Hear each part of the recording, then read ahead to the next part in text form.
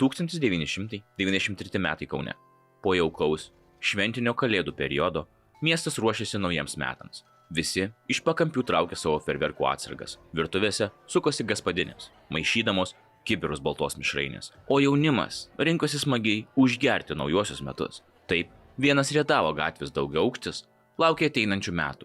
Darius Bakanauskas, jaunas vaikinas, jau buvo vakarėlėje ir jau buvo gerai įkaušęs. Bet jis jums ne šiaip koks piemuo iš rajono. Jis buvo 1990-ųjų Kauno Žaliakalnio gangsteriams priskiriamo ir skandalingojo Sekundės banko įkūrėjo apsaugininko Gintauto Bakanausko, pravardę Bakano, brolis. Bakaną daug kas žinojo, tad jaunėlis savo rajone galėjo jaustis ramiai. Na ir dar leisdavo savo kitiems paaiškinti reikalus. Šis vakarėlis turėjo būti kaip ir visi kiti iki šiol.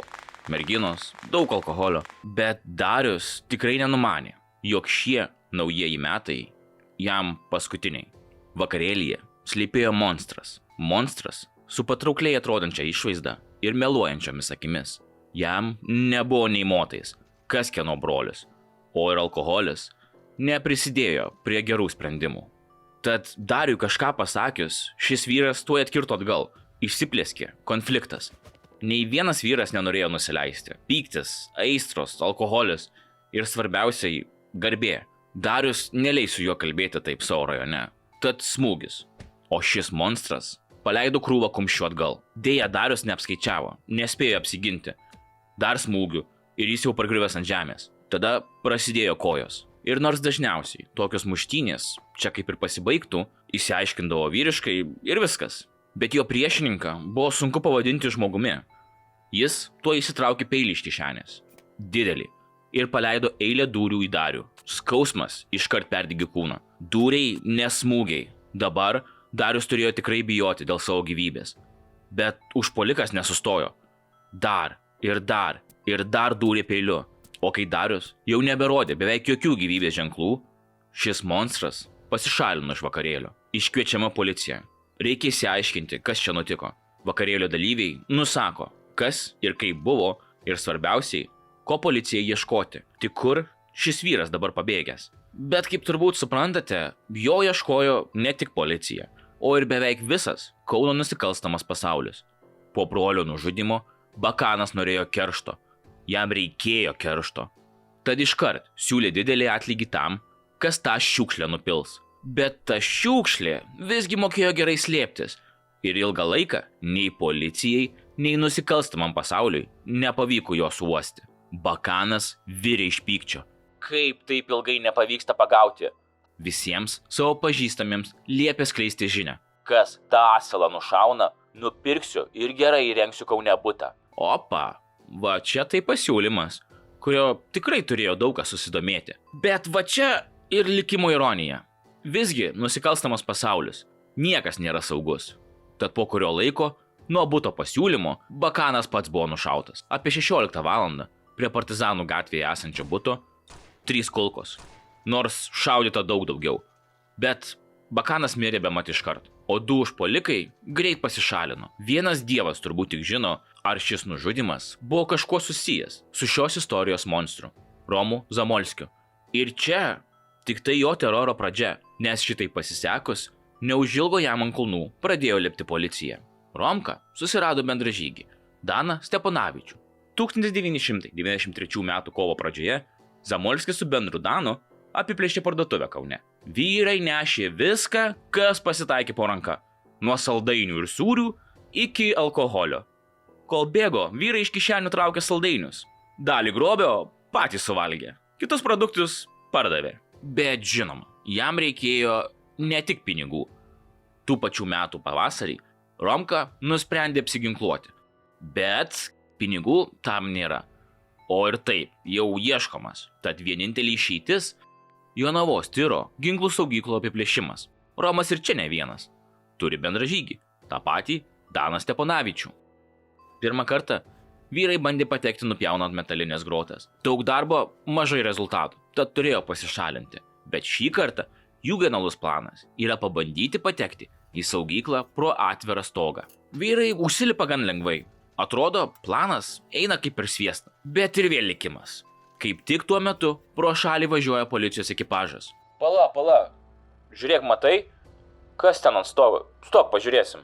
Romas, aišku, labai norėjo, kad jie pravažiuotų, gal nepastebėję. Bet dabar jau bus problemų. Pareigūnai sustoja ir išlipę šviečia prožektoriais į nusikaltėlius. Nu, davai, lipam nuo stogo, tik ramiai. Bet nusikaltėliai to net neplanuoja. Romas griebėsi ginklo ir pasileidžia šūviai. Policininkai gan atviroje vietoje. Tad, nors vienas spėja sėkmingai pasitraukti, kitą Romas peršauna. Šis krenta ant žemės ir kviečiasi kolegą. O Romas žino, kad puikus laikas pabėgti. Ir jis teisus, vienas pareigūnas, jų dviejų nepagaus. O ir dar pasisekė. Policininkas ėmė vyti Steponavičių ir jį pagavo. O tuo tarpu Romka jau buvo papustęs padus. Be ginklų, bet bent sveikas. O dabar kur slėptis? Po pašauto policininko Romas žinojo, kad ant jo dar didesnis taikinys. Zamolskis pasitraukė į Kauno rajono Ramučių gyvenvietę. Kodėl būtent ten? Nes ten gyveno jo pusseserė. O ta išduoti Romo negalėjo dėl vieno paprasto fakto. Ji pati vadovavo prostitučių tinklui. Tad, ranka plauna, kaip sakant. Zamolskio pusseserė buvo pati gan išgarsėjusi, kai susijungė su kitu Kauno prostitučių tinklu. Tada Kleboniškio miške, šalia Kauno, buvo žiauriai nužudyta ir išniekinta maištaujanti prostitutė. Mergina nepanoro būti parduota Izraelio suteneriams, todėl turėjo mirti. Gėlės ir šampanas į namus. Taip dažnai vadindavosi ši kompanija.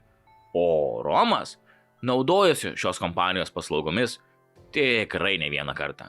Taip, jam pavyko slapstytis gan ilgai nuo policijos. Net susirasti meilužę, 2 vaikų motiną vardu Alma. Bet Romas buvo nepasotinamas ne seksu, bet smurtu. Tad po karto, po to šampano ir gėlių į namus, jis Almai pasiūlo. Klausyk, tavo įmotė turi 4 kambarių butą Savanorių prospekte, ane? Ten toks neblogas. Tai turėtų ir brangenybių neblogai laikyti. Romas šiek tiek palaukė.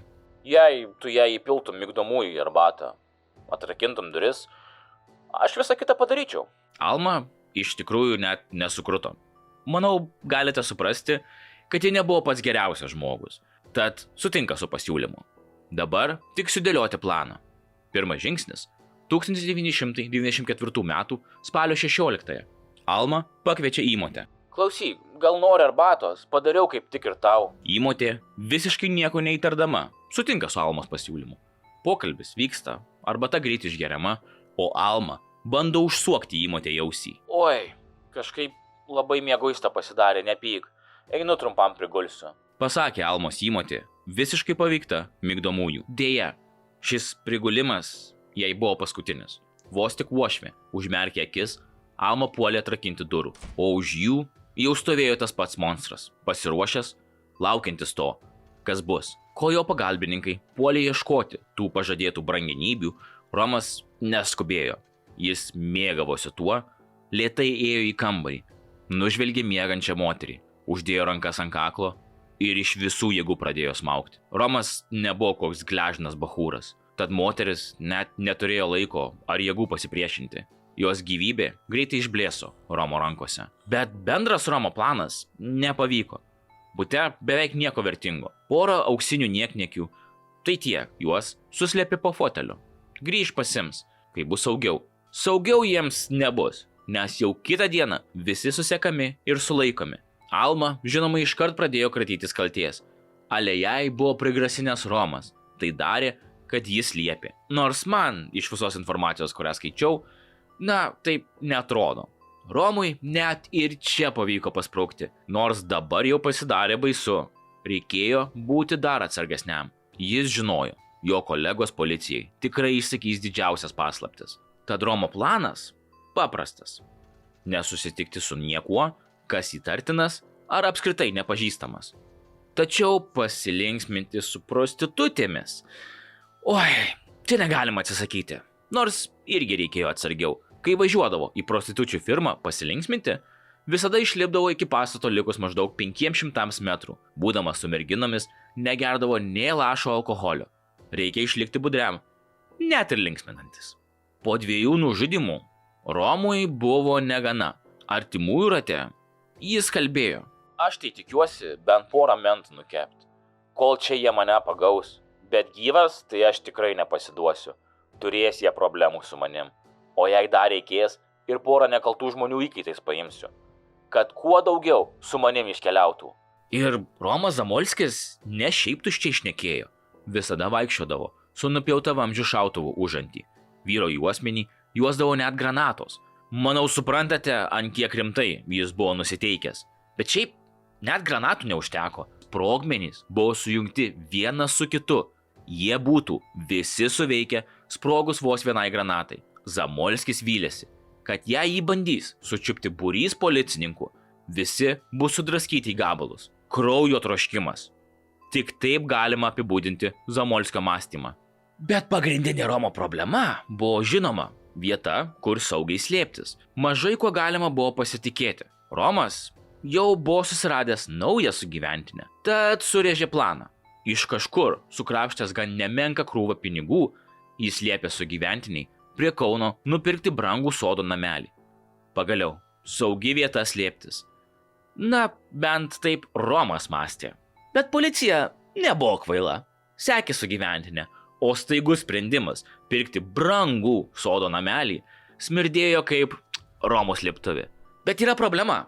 Negali šturmuoti, neįsitikinęs pirmą, ar Romas apskritai ten yra, o antra, ar saugu šturmuoti.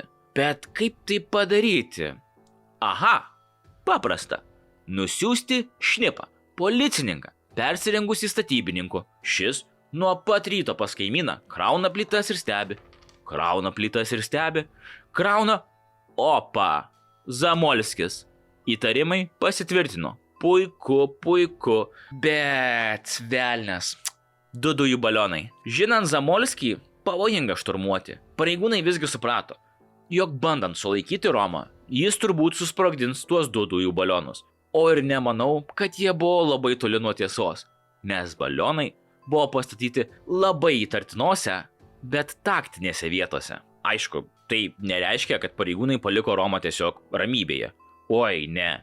Ilgai ir atidžiai tykojo, kol Romas pagaliau išlys iš savo slėptuvės. O svarbiausiai, išlys ten, kur negalėtų paimti įkaitai žmonių arba sukelti kokių didesnių sprogimų. Pagaliau Zamas išlindo iš urvo. Ne vienas, su motina. 1994 metų gruodžio 2 abudu įsėdo į maršrutinį autobusą. Šturmo vyrai, žinoma, autobusą sekė visą laiką iki Kauno, bet visgi nebuvo jokios geros progos šturmuoti. Tai žmonių aplink daug, tai nepatogi vieta. Taip, Romas savo laimingai atvykęs į Kauną vaikščiojo po miestą. Net ir čia pareigūnai nedrįso reaguoti. Bet Romka padarė klaidą, kažkam reikėjo paskambinti. Nusprendė užsukti į taksofono būdelę. O šturmo vyrai žaibiškai sureagavo. Net 6 vyrai puolė būdelę. Zamolskis, žinoma, griebėsi ginklo, įkišo ranką į kišenę, bet nespėjo įsitraukti. Vienas policininkas paleido įspėjamąjį šūvį, kuris net sutrupino telefono ragelį, o kiti 5 užgulė Romą.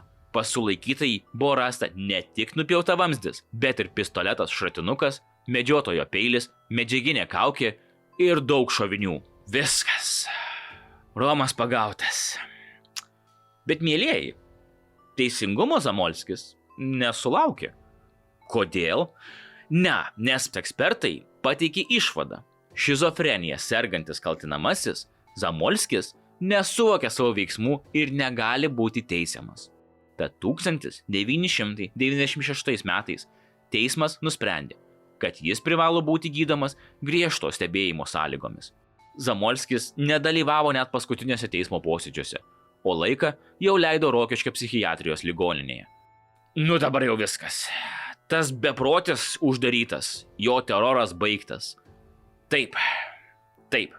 Na, nežiūrėkite į video ilgį, nes pasirodo, čia mes turime daug. Ir pradžiai ilgai Romas ligoninėje neužsibuvo.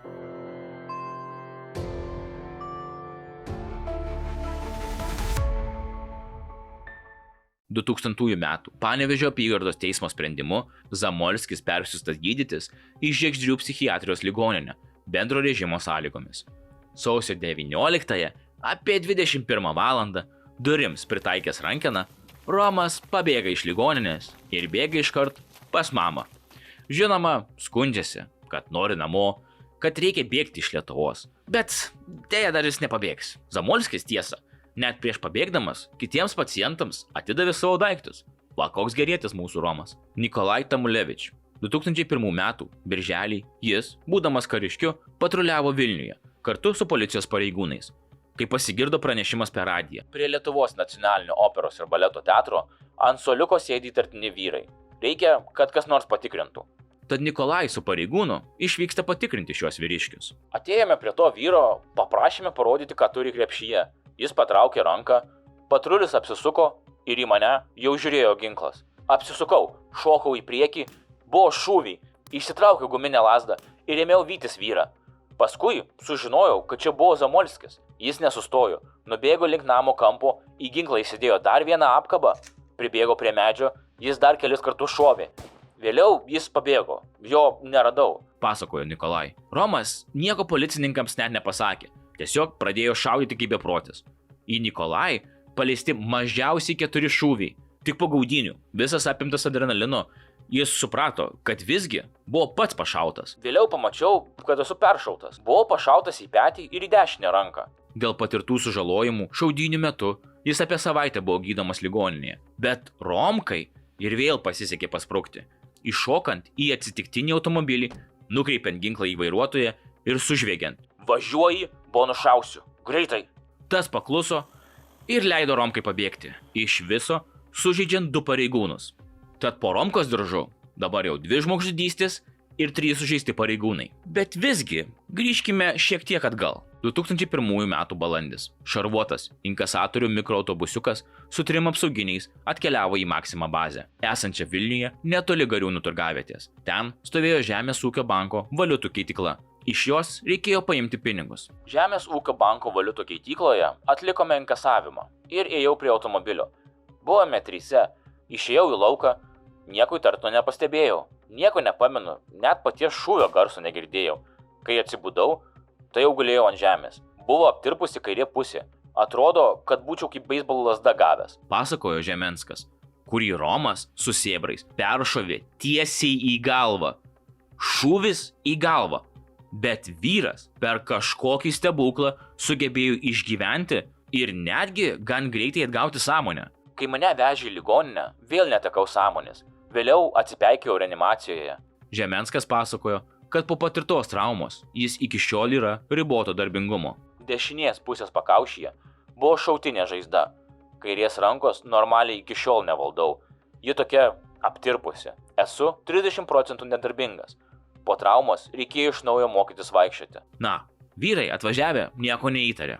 Viskas atrodė gan ramu, kol jų parodymais iš parduotuvės išbėgo žmogus ir šovė kolegai iš nugaros į pakaušį. Ir tuo pačiu kažkas pradėjo iš automato šaudyti iš priekio į priekinius automobilio langus. Išsigandau ir pasilenkiau prie vairo. Man pasirodė, kad žmogus ant galvos buvo užsimovęs moteriškas kojines. Tad šį kartą Romui su sėbrais pavyko su grobiu apie 70 000 litų. Banditai skubiai susėdo į Opel Omega ir dingo. Automobilis, aišku, nebuvo jų, o vogtas vietoje. Tad susekti iškart, kas tai buvo, nepavyko. Bet jūs galvojat, Romui, čia gana? Ne. 2001 metų Liepos 25 diena vyras apsirengė ir atsisveikino su žmona. Laikas į darbą. Litavest metalo supirktuvė, o žmona į kavinę. Gyvenimas bėga, bet dėja, Romas turi įsiterpti. Nuvykus į darbą, viskas kelias valandas vyksta taip pat, kaip ir kiekvieną dieną. Šurmulys, klientų skambučiai, bet staiga 2 vyrai įsiveržia pro duris, net nespėjus sureaguoti. Šūviai, šūviai, šūviai. Vyras ir dar vienas kolega krenta vietoje, o Romas su bendrininku Savickiu apšvarino metalo supirktuvę ir vėl pasišalino. Dabar jau Romas siautėjo ir atrodo, jog nei Kauno, nei Vilniaus policija nesugeba jo sutramdyti. Žuvusio vyro moteris prisiminė. Dirbau kavinėje, pas mane atvažiavo žmogus, pas kurį vyras dirbo. Ir pasakė, kad vyras nužudytas. Tik vėliau jis sužinojo, kad tai buvo padaryta Lietuvos siaubo Romo Zamolskio. 2001 metų rugpjūčio 4 Kaunas vėl atsidūrė Romo teroro gniaužtuose. Abu su bendru jie įsibrovė į vieną butą. tačiau nepagalvojo apie signalizaciją, kuri sukaukusi privertė juos trauktis. Deja, pabėgimas virto dar didesnė tragedija. Sprukdami, nusikaltėliai įsiveržė į pirmą pasitaikiusį butą ir šaltakraujiškai nušovė 21 metų Arną Teišerskį, šeimininkų sūnų, kuris bandė šiuos įsibrovėlius sustabdyti. Rugsėjis, laikinoji sostinė, Savanorių prospekto ir Partizanų gatvės rajone patruliavę policininkai pamatė, kad netoli mokyklos stadiono prie motorolerių važinėjančio vaiko priėjo kažkoks apšepęs vyras. Žiūrėk, ten kažkas negerai. Manau, tas vyras iš to vaiko nori atimti motorolerį. Einam pasikalbėsim. Policininkai prieina, bet apšepusio ir apaugusio Romo neatpažįsta. Vaikai, eikit namo greitai. O tu, parodyk savo dokumentus. Bet dokumentų pareigūnai nepamatys. Ką jie pamatys, tai revolverio vamzdį. O tada šūviai. Ir net ne vienas. Jų pasipila kaip kruša, gal 8 ar 10. Vyriškis užsikišo ranką už striukės ir išsitraukė revolverį ir šovė. Vienam policininkui buvo peršauta nugara, kitam koja. Taigi, 3 žmogžudystės ir 5 policininkai sužeisti ir Romas vis dar nesustoja. 2001 metų spalio 8 rytas. Pareigūnai Panevėžyje pastebi Zamolskį su bendrininku Virginijumi Savickiu, važiuojančius taksi. Jie, žinoma, iš karto ima sekti šį taksi, tikėdamiesi, jog nusikaltėliai jų nepastebės. Bet jie klysta. Netoli vieno prekybos centro, Ramygalos gatvėje, nusikaltėliai iššoko iš taksi ir pasileido skirtingomis kryptimis. Zamolskis įbėgo į Jotmiltinio vidurinės mokyklos pastatą. Pareigūnai spėjo kelius sykius iššauti ir, kaip manoma, Romą sužeidė. Tačiau Zamolskis, perbėgęs mokyklos foje, išbėgo iš pastato ir netrukus pasislėpė privačių namų kiemuose. Bėglio taip ir nepavyko sučiupti, nors policija blokavo ir naršė visą gyvenamąjį kvartalą. Na, kaip žinome, Romas yra tikrai meistras pabėgti nuo policijos. Savo ruožtų Zamo bendras, Savickis, paėmė įkaitų gatvėje ėjusį 14-metį Aleksandrą Eš ir įsitempė moksleivį į vieno daugiabučio laiptinę. Ši istorija yra irgi ganėtinai žiauri, bet apie ją ir patį Savickį kitame epizode. Čia grįžkime šiek tiek atgal, nes pasirodo, per gaudynes Panevėžyje policija aptiko Zamolskio pamestą nepažįstamos moters pasą. Opa, iš kur čia? Dar vienas nusikaltimas, kurio nežinome. O tikroji drama lopšelėje darželėje Sadutė įvyko 2001 spalio 1 vakarą.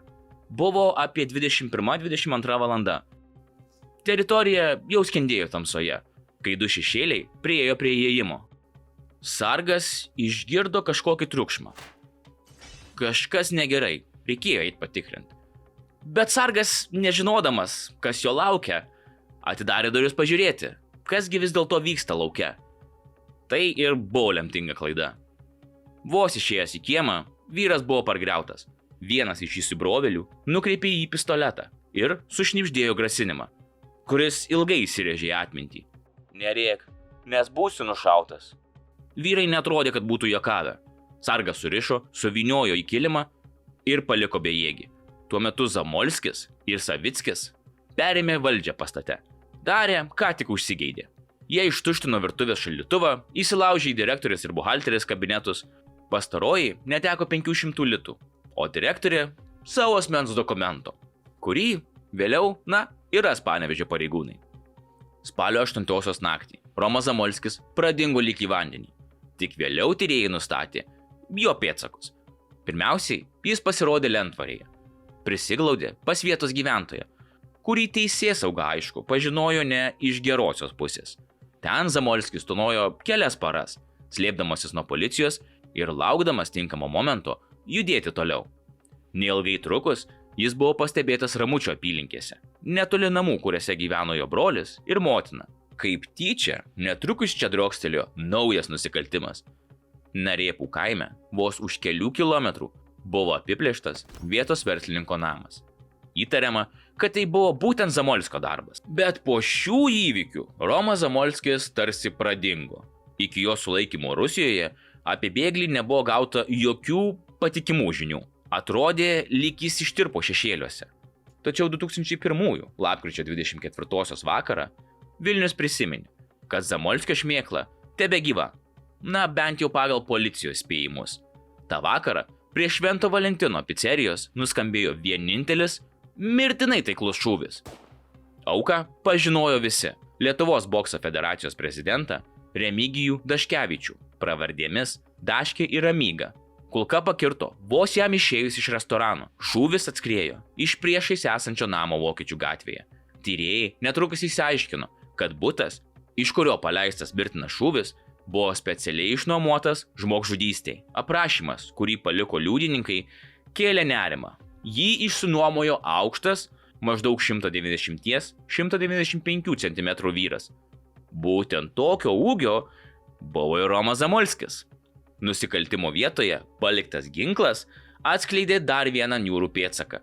Karabinas buvo vogtas 2000 spalį iš namo Kauno rajone, Narėpų kaime. Aha, Narėpų kaime, sako, turbūt iš verslininko, nes jei prisiminsime, nuo ten iki Ramučių, kur gimė ir augo Zamolskis, vos keli kilometrai. Viskas dėliojasi į grandinę ir atrodo, kad Romo šešėlis yra kiekvienam nusikaltime. Bet po šio įvykio pėdsakai vedė į Kauną. Manoma, kad jis čia kurį laiką slapstėsi, kol vėl dingo ir pasitraukė į Šiaulius. Viename miesto daugiabučių jis nuomavosi kuklų butą, kuris atrodė visiškai nieko neįsiskiriantis. Tik vėliau, kai Zamolskis jau buvo dingęs be žinios, ekspertai rado jo pirštų antspaudų. Nebylių įrodymų, kad jis čia buvo, bet vėlgi, policija gali tik sekti paskui. Romui viskas buvo per daug pavojinga būti Lietuvoje. Tiek sėkmingų pabėgimų turėjo, tiek sėkmės visada, bet sėkmė visada negali sekti. Ta tikslas – Rusija. Ir kad ir kaip bebūtų keista, apšaudęs tiek policininkų, sukėlęs tiek teroro, Zamolskis sau lengvai pabėga į Rusiją. Viskas. Romo siaubo laikai baigėsi. Bent jau Lietuvoje. Bet kas buvo Romas Zamolskis? Kodėl jis taip darė? Ir kokie jo nuotykiai Rusijos bei Lietuvos teismuose? Viskas netrukus.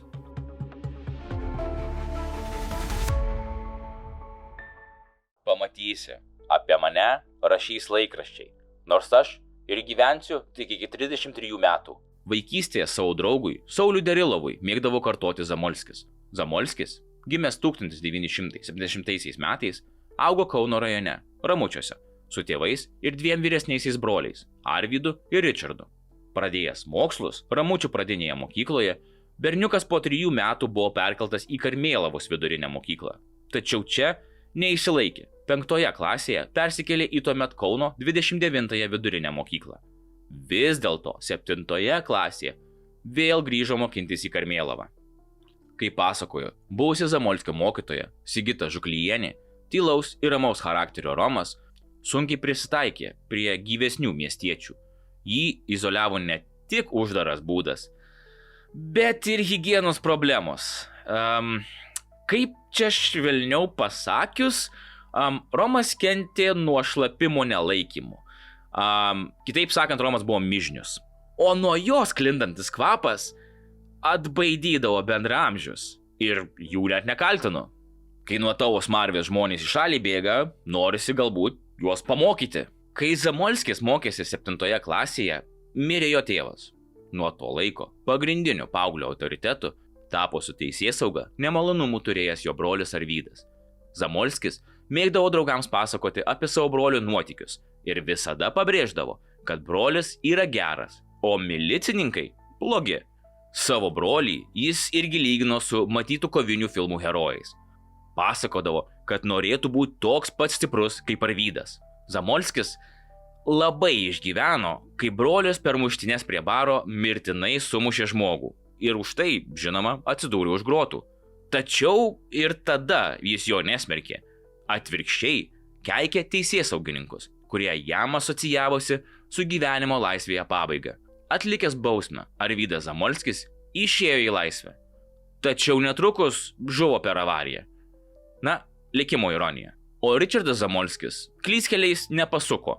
Šiuo metu jis dirba tolimųjų reisų vairuotojų. Vyriškis sukūrė šeimą, pasistatė erdvų namą Beržų gatvėje. vos porą šimtų metrų nuo tėvų namų. Abu Zamolskio tėvai jau mirė. 2002 metais motina Laimutė Zamolskienė pardavė namą Dvaro gatvėje ir persikėlė gyventi pas savo sūnų Ričardą.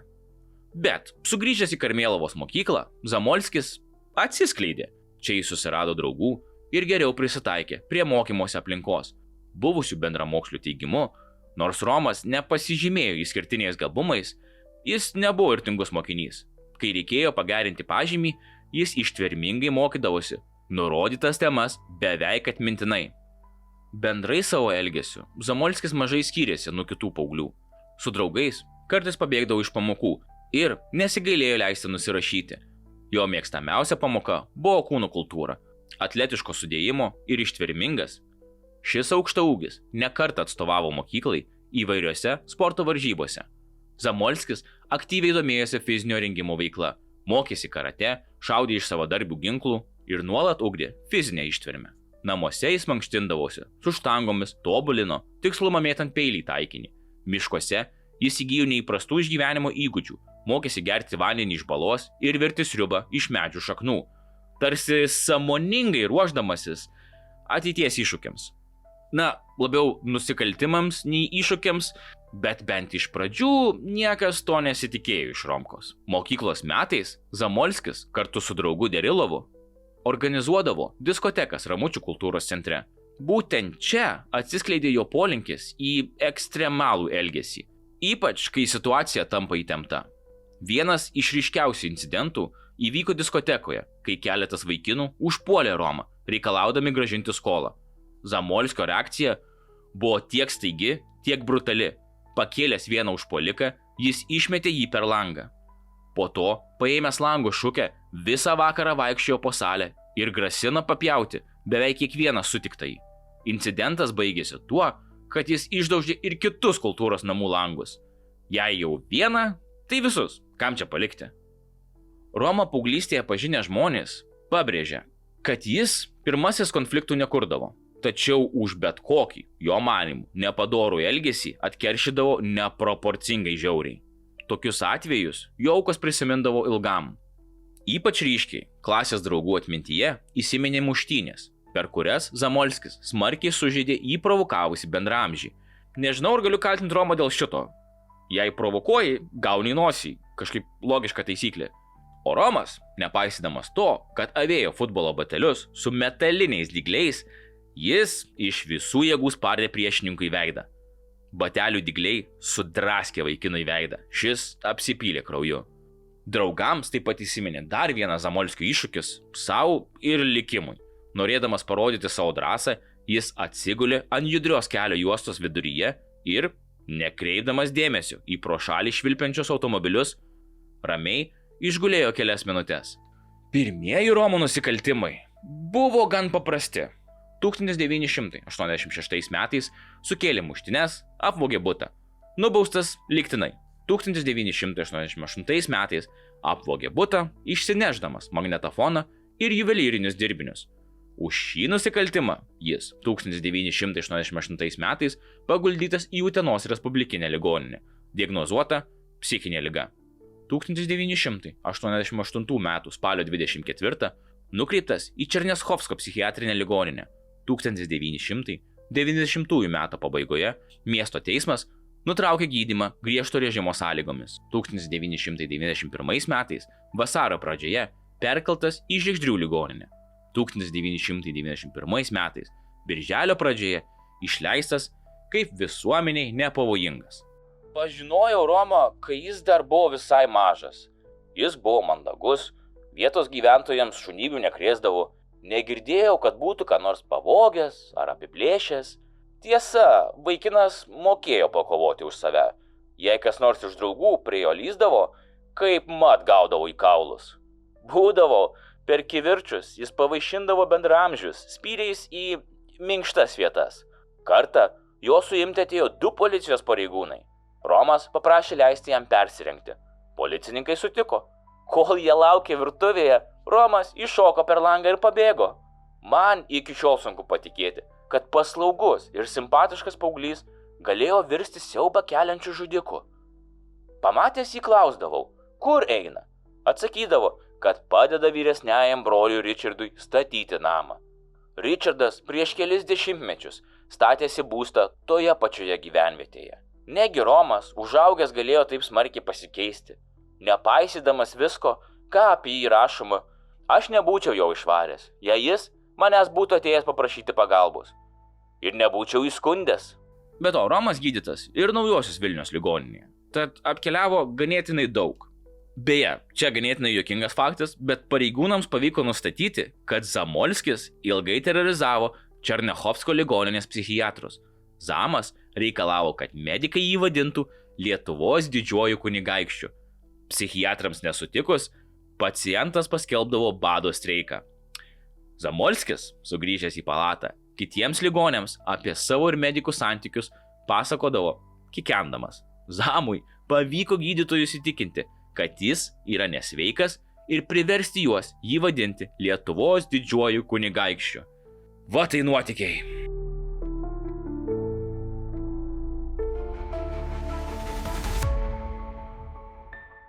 Bet tai kaip ten Rusijoje buvo? Kur tiek laiko Zamas slapstėsi?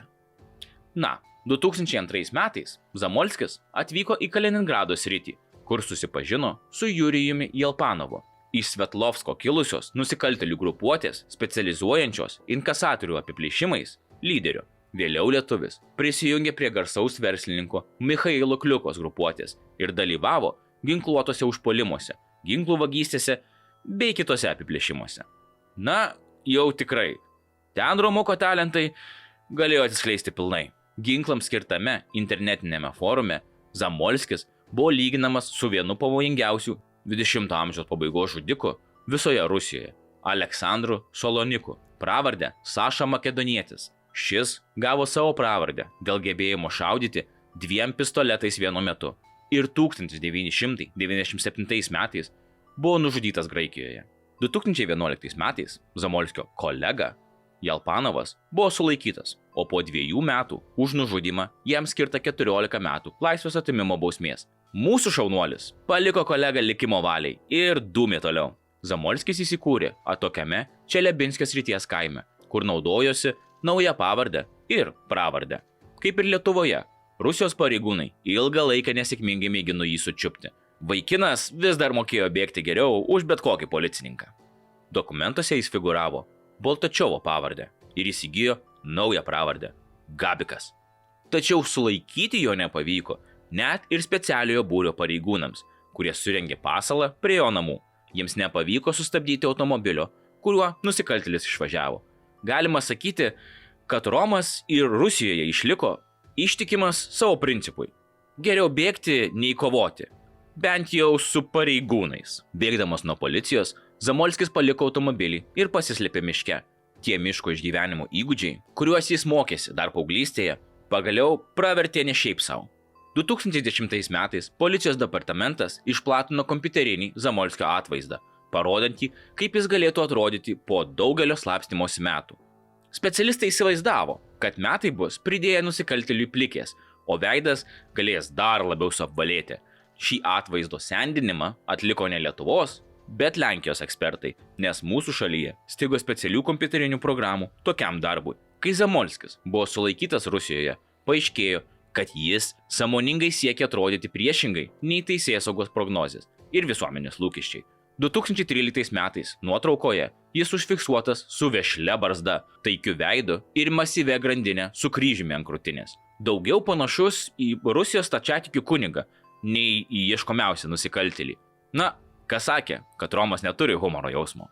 2013 metų vasarą pavyko identifikuoti Zamolskį Sverdlovsko srities Novoralsko mieste. Čia jis gyveno kitų asmenų dokumentais, naudojasi Rusijos piliečių tapatybę ir buvo sukūręs šeimą su 2 vaikais. Atrodo, pagaliau rado ramybę. Bent jau laikiną. Romas į Rusijos teisėsaugininko akiratį pateko būtent Novoralske, kur jo svetima tapatybė išduoda save. Pareigūnai pradėjo sekti ir ruošti sulaikymo operaciją, tačiau Zamolskis aktyviai pasipriešino ir jam pavyko pabėgti. Po nesėkmingo sulaikymo buvo atliktos kratos jo buvusioje gyvenamojoje vietoje, kur aptiktas gausus šaunamųjų ginklų arsenalas.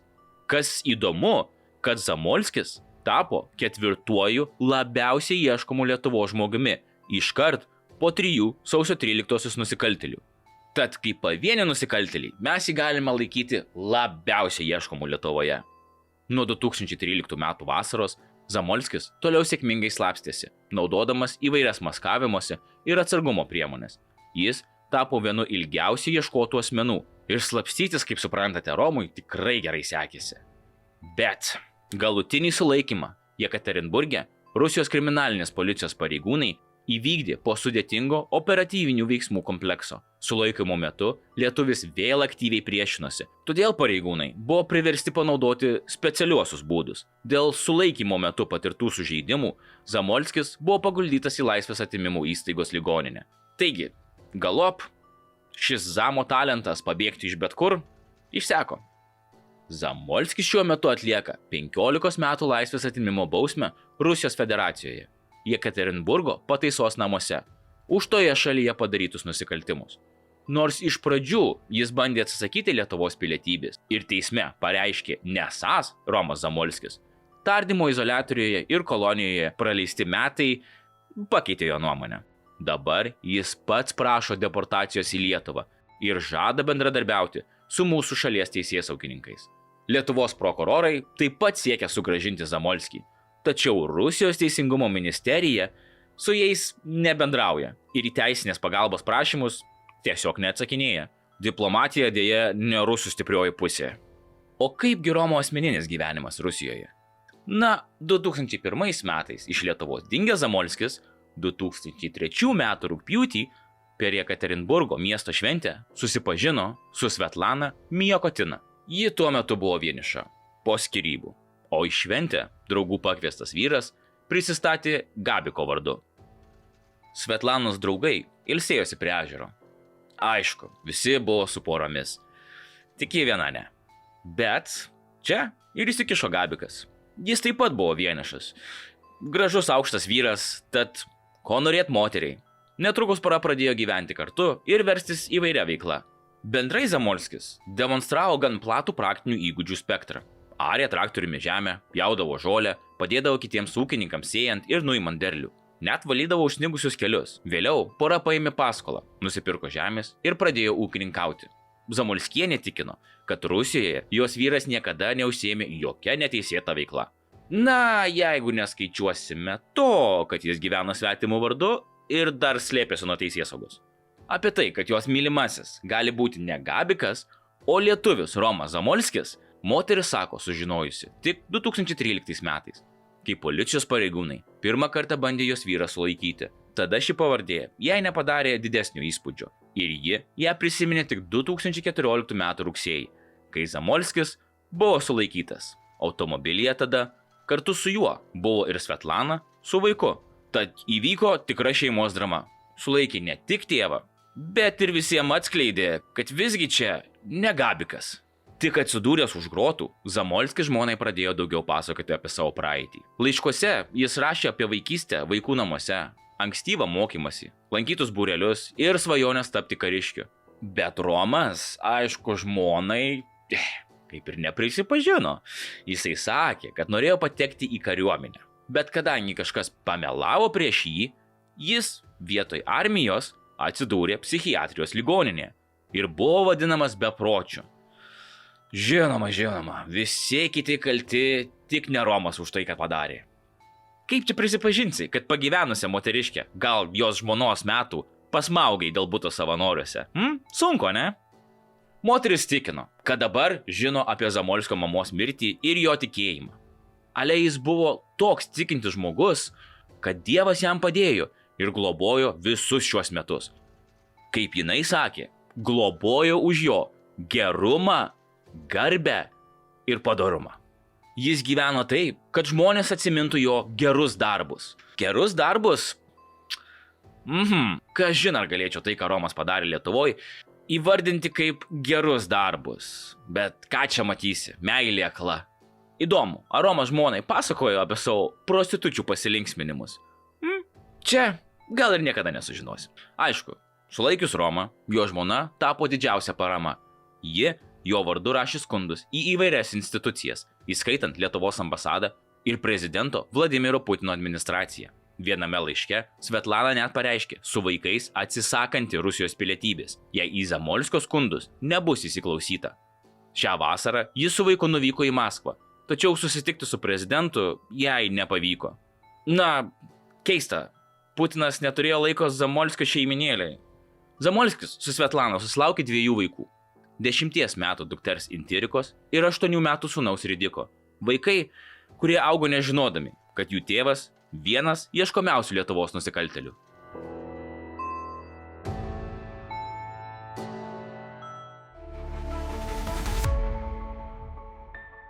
Taigi, nors Romas Zamolskis dabar yra uždarytas Rusijos kalėjime, mūsų teisėsauga jau kaip jį ir yra nuteisus.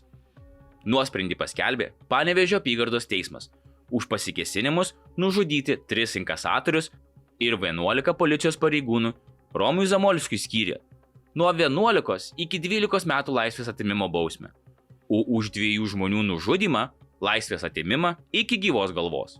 Galutinė subrendinta bausmė – įkalinimas iki gyvos galvos. Na, pagaliau sulaukė. Pasėdės Rusijoje, o tada tikėkimės grįžt čia, tam, kad atsakytų už savo nusikaltimus.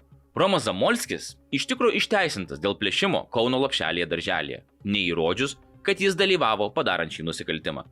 Dėl dar 2 veikų Lietuvos žemės ūkio banko plėšimo ir neteisėto disponavimo šaunamaisiais ginklais byla Romui Zamolskiui nutraukta, suėjus apkaltinamojo nuosprendžio priėmimo senaties terminui. Taigi, kai kurie nusikaltimai tiesiog pasensta. Bet čia visiškai priešingai negu pačioj pradžioj. Teismas pripažino, kad tuo metu, kai įvykdė visus nusikaltimus, Romas Zamolskis galėjo ir šiuo metu gali visiškai suvokti savo veiksmų pobūdį, jų pavojingumą visuomeniai ir tuos veiksmus valdyti. Kitaip sakant, viskas buvo sąmoninga ir apgalvota.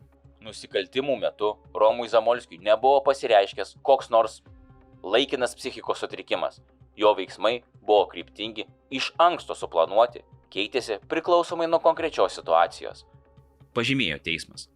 Tas pats vaikinas, kuris dar paauglystėje mokėsi išgyventi miške ir šaudyti iš savadarbių ginklų, tiesiog panaudojo tuos hobius tamsesniem reikmėm.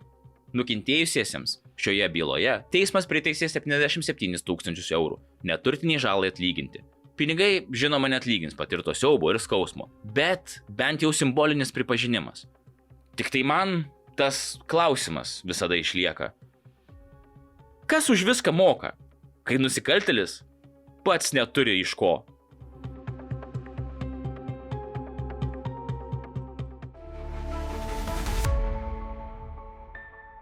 O pabaigai norėčiau jūs palikti su Zamo ir jo žmonos interviu.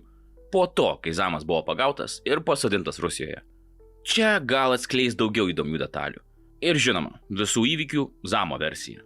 Be to, jeigu norėtumėt daugiau įgarsintų interviu, palikit komentarą. Zamo žmona pradėjo. O aš sakau, kad jis pats geriausias žmogus. Žmogus iš didžiosios raidės. Ir man nesvarbu, kokia jo pavardė. Garikas Boltačiovas ar Romas Zamolskis. Jis žmogus, kuris reikalingas pasauliui ir gyvenimui žemėje. Kada ir kaip susipažinote su savo būsimu vyru? 2003 m. rugpjūtį per Jekaterinburgo miesto šventę. Mano draugai ilsėjosi prie ežero, visi jie buvo poromis, tik aš vieniša, vienintelė išsiskyrusi. Vienas draugas į šventę pasikvietė savo seserį ir jos draugą, o šis eiti kartu pasikvietė ir Gariką. Jis taip pat buvo vienišas, gražus, aukštas vyras, ko daugiau norėti merginai. Netrukus pradėjome kartu gyventi. Gyvenome iš pinigų, kuriuos uždirbome kartu remontuodami butus. Vyras taip pat uždarbiavo ritualinių paslaugų įmonėje, statydavo paminklus, padėdavo sutvarkyti dokumentus. Jis yra labai raštingas, jis moka viską, ardavo traktoriumi žemę, pjaudavo žolę, padėdavo kitiems ūkininkams sėjant ir nuimant derlių, valydavo užsnigtus kelius. Ar niekada neįtarėte, kad galbūt gyvenate su ieškomu žudiku? Mes gyvenome kaime, į kurį atvažiuodavo daug poilsiautojų, ne tik iš kitų miestų, bet ir iš kitų Rusijos ryčių. Visada gyvenome viešai, buvome gerbiami ir net vadinami pavyzdžiu kitiems. Po to, kai jį sulaikė, aš per dieną surinkau daugiau kaip 80 jį palaikančių žmonių parašų ir perdaviau teisėsaugininkams. Žmonės pasirašinėjo ir kalbėjo, gal Dievas padės, geras jis žmogus, tokių jau mažai likę. Bet jūs negalėjote nežinoti, kad teisėsaugininkai jį bandė sulaikyti dar 2013 metais. Bet jis atsišaudydamas pabėgo, o jūsų name buvo rasta daugybė ginklų. Ginklus jam kažkada davė pasaugoti Michailas Klokas. Tie ginklai taip ir liko mūsų namuose, nes buvo gaila išmesti. O tas sulaikymas buvo neteisėtas. Tai pareigūnai pradėjo šaudyti į neginkluotą žmogų. Todėl jis ir pabėgo. Po to per kratą operatyvininkai net vaikams pasakė, mes jūsų tėvuką vis tiek nušausim. Štai ir šaudė 2014 metais, sulaikydami Jekaterinburge, net nekreipdami dėmesį į žmonės, kurie stovėjo stotelėje. Jis nesipriešino, tik ištiesė rankas į priekį ir prašė nešaudyti, nes žmonės viską mato. Bet tai jų nesustabdė. Mano vyras buvo sužeistas į 7 vietas. 2 dienas jis buvo gydomas ligoninėje. Po to perkeltas į kalėjimo chirurgijos skyrių, kur 8 mėnesius buvo laikomas pririštas prie lovos. Per tą laiką beveik visiškai sunyko raumenys, o koja tapo panaši į protezą. Kada pirmą kartą išgirdote, kad tikroji jūsų vyro pavardė yra Romas Zamolskis? Jis turėjo pasą, išduotą G. Boltačiovo pavardę. Šį dokumentą pateikdavo važinėdamas traukiniais. Net teisme rodė, Boltačiovo pavardę buvo sudarinėjamos sutartys. Todėl man net minčių nekilo, kad jis gali būti kitas asmuo. Zamolskio pavardę aš išgirdau 2013 metais, kai buvo bandoma jį sulaikyti. Bet tik 2014 metais, kai jis atsidūrė už grotų, pradėjau daugiau tuo domėtis. Skaitau Lietuvos žiniasklaidą ir bandau suprasti, kaip viskas prasidėjo. Man atrodo, kad mano vyras kam nors neįtiko. Tada buvo nuspręsta jį sunaikinti, prilipinti žudiko etiketę. Netiesą lengva paskleisti. Tai aš žinau iš savo patirties. Štai ir mes į Jekaterinburgą vykome savais reikalais. Bet spaudoje buvo parašyta, kad važiavome žudyti daržovių bazės direktoriaus. Ar vyras pasakodavo jums apie savo vaikystę, jaunystę, giminaičius? Jis sakė tik tiek, kad yra iš vaikų namų.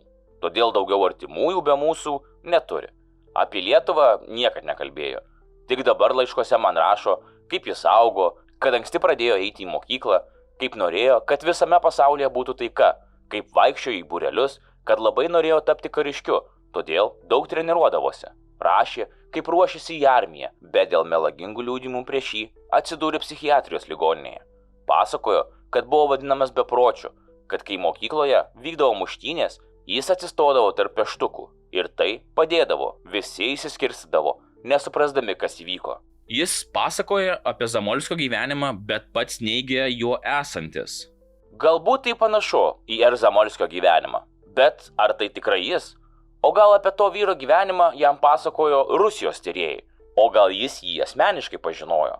Dabar aš žinau, kad Romo Zamolskio motina mirė, kad jis buvo tikintis žmogus, mano vyras taip pat labai tiki Dievą, todėl Dievas jam ir padėjo. Jį globojo visus šios metus, už jo gerumą, garbę, padorumą, davė jam išlikimo instinktą. Jis man visada sakydavo, kad žmogų pažinsi iš jo darbų, o ne iš žodžių. Ir jis gyveno taip, kad žmonės atsimintų jo gerus darbus. Šiandien dar nežinau, ar jis Romas Zamolskis ar ne, bet man nesvarbu, kokia jo pavardė. Aš pažįstu jį ne iš gandų. Kaip paaiškinate savo vaikams, kodėl jų tėvas yra sulaikytas ir negyvena kartu? Mes turime 2 nepilnamečius vaikus. Vienas jų buvo automobilyje, kai vyras buvo sulaikytas. Todėl vaikai žino, jog kaukėti žmonės atimė iš jų tėtį.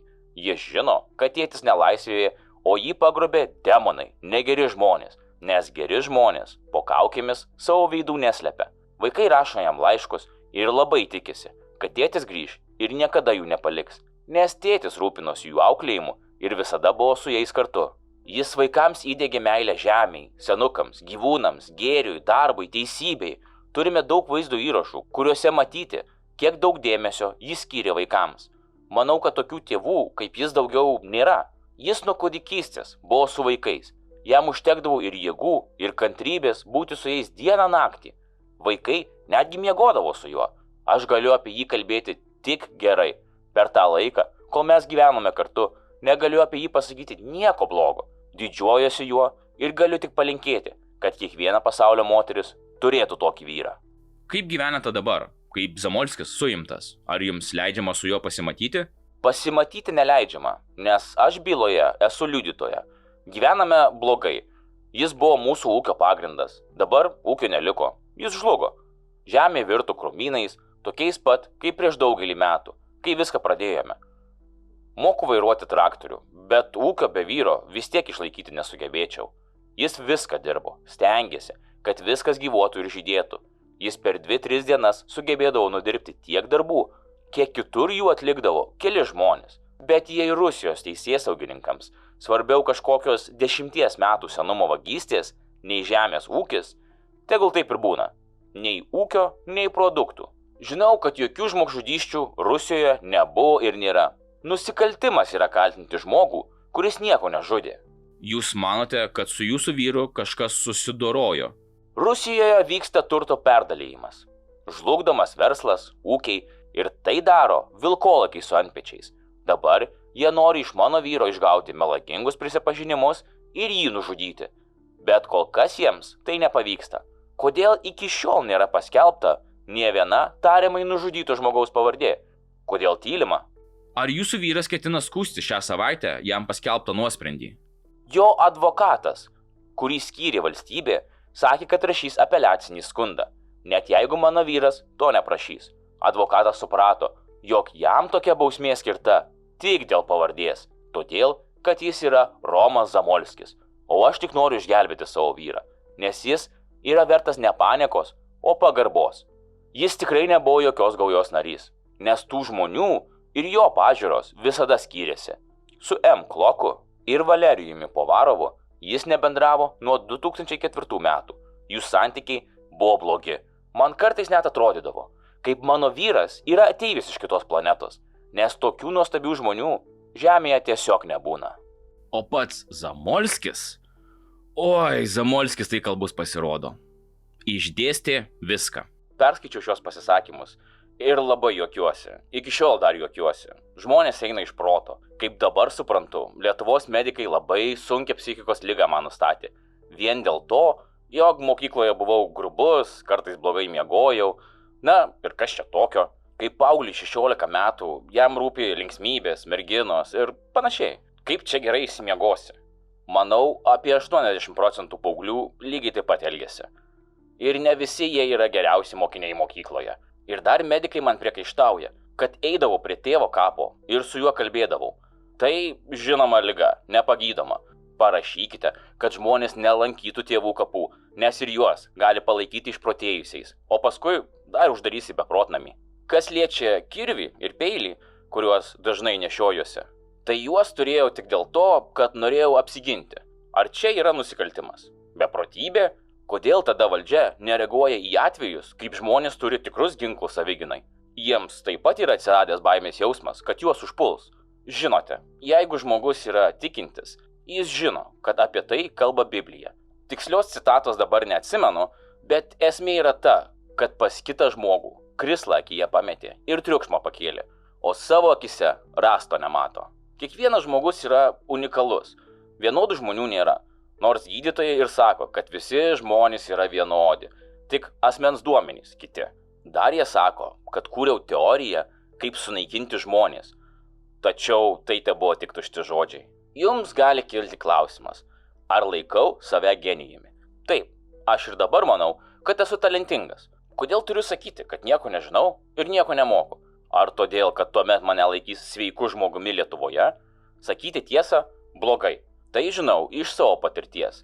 Dabar ir savo vaikus mokau, kad per daug savo žinių ir proto nedemonstruotų. Jie dabar eina į mokyklą. Todėl pasakiau, kad per pamokas nekeltų rankos, jeigu žino atsakymą, nes žinau, jog tai gali blogai baigtis. Protingų šiame pasaulyje nemėgsta.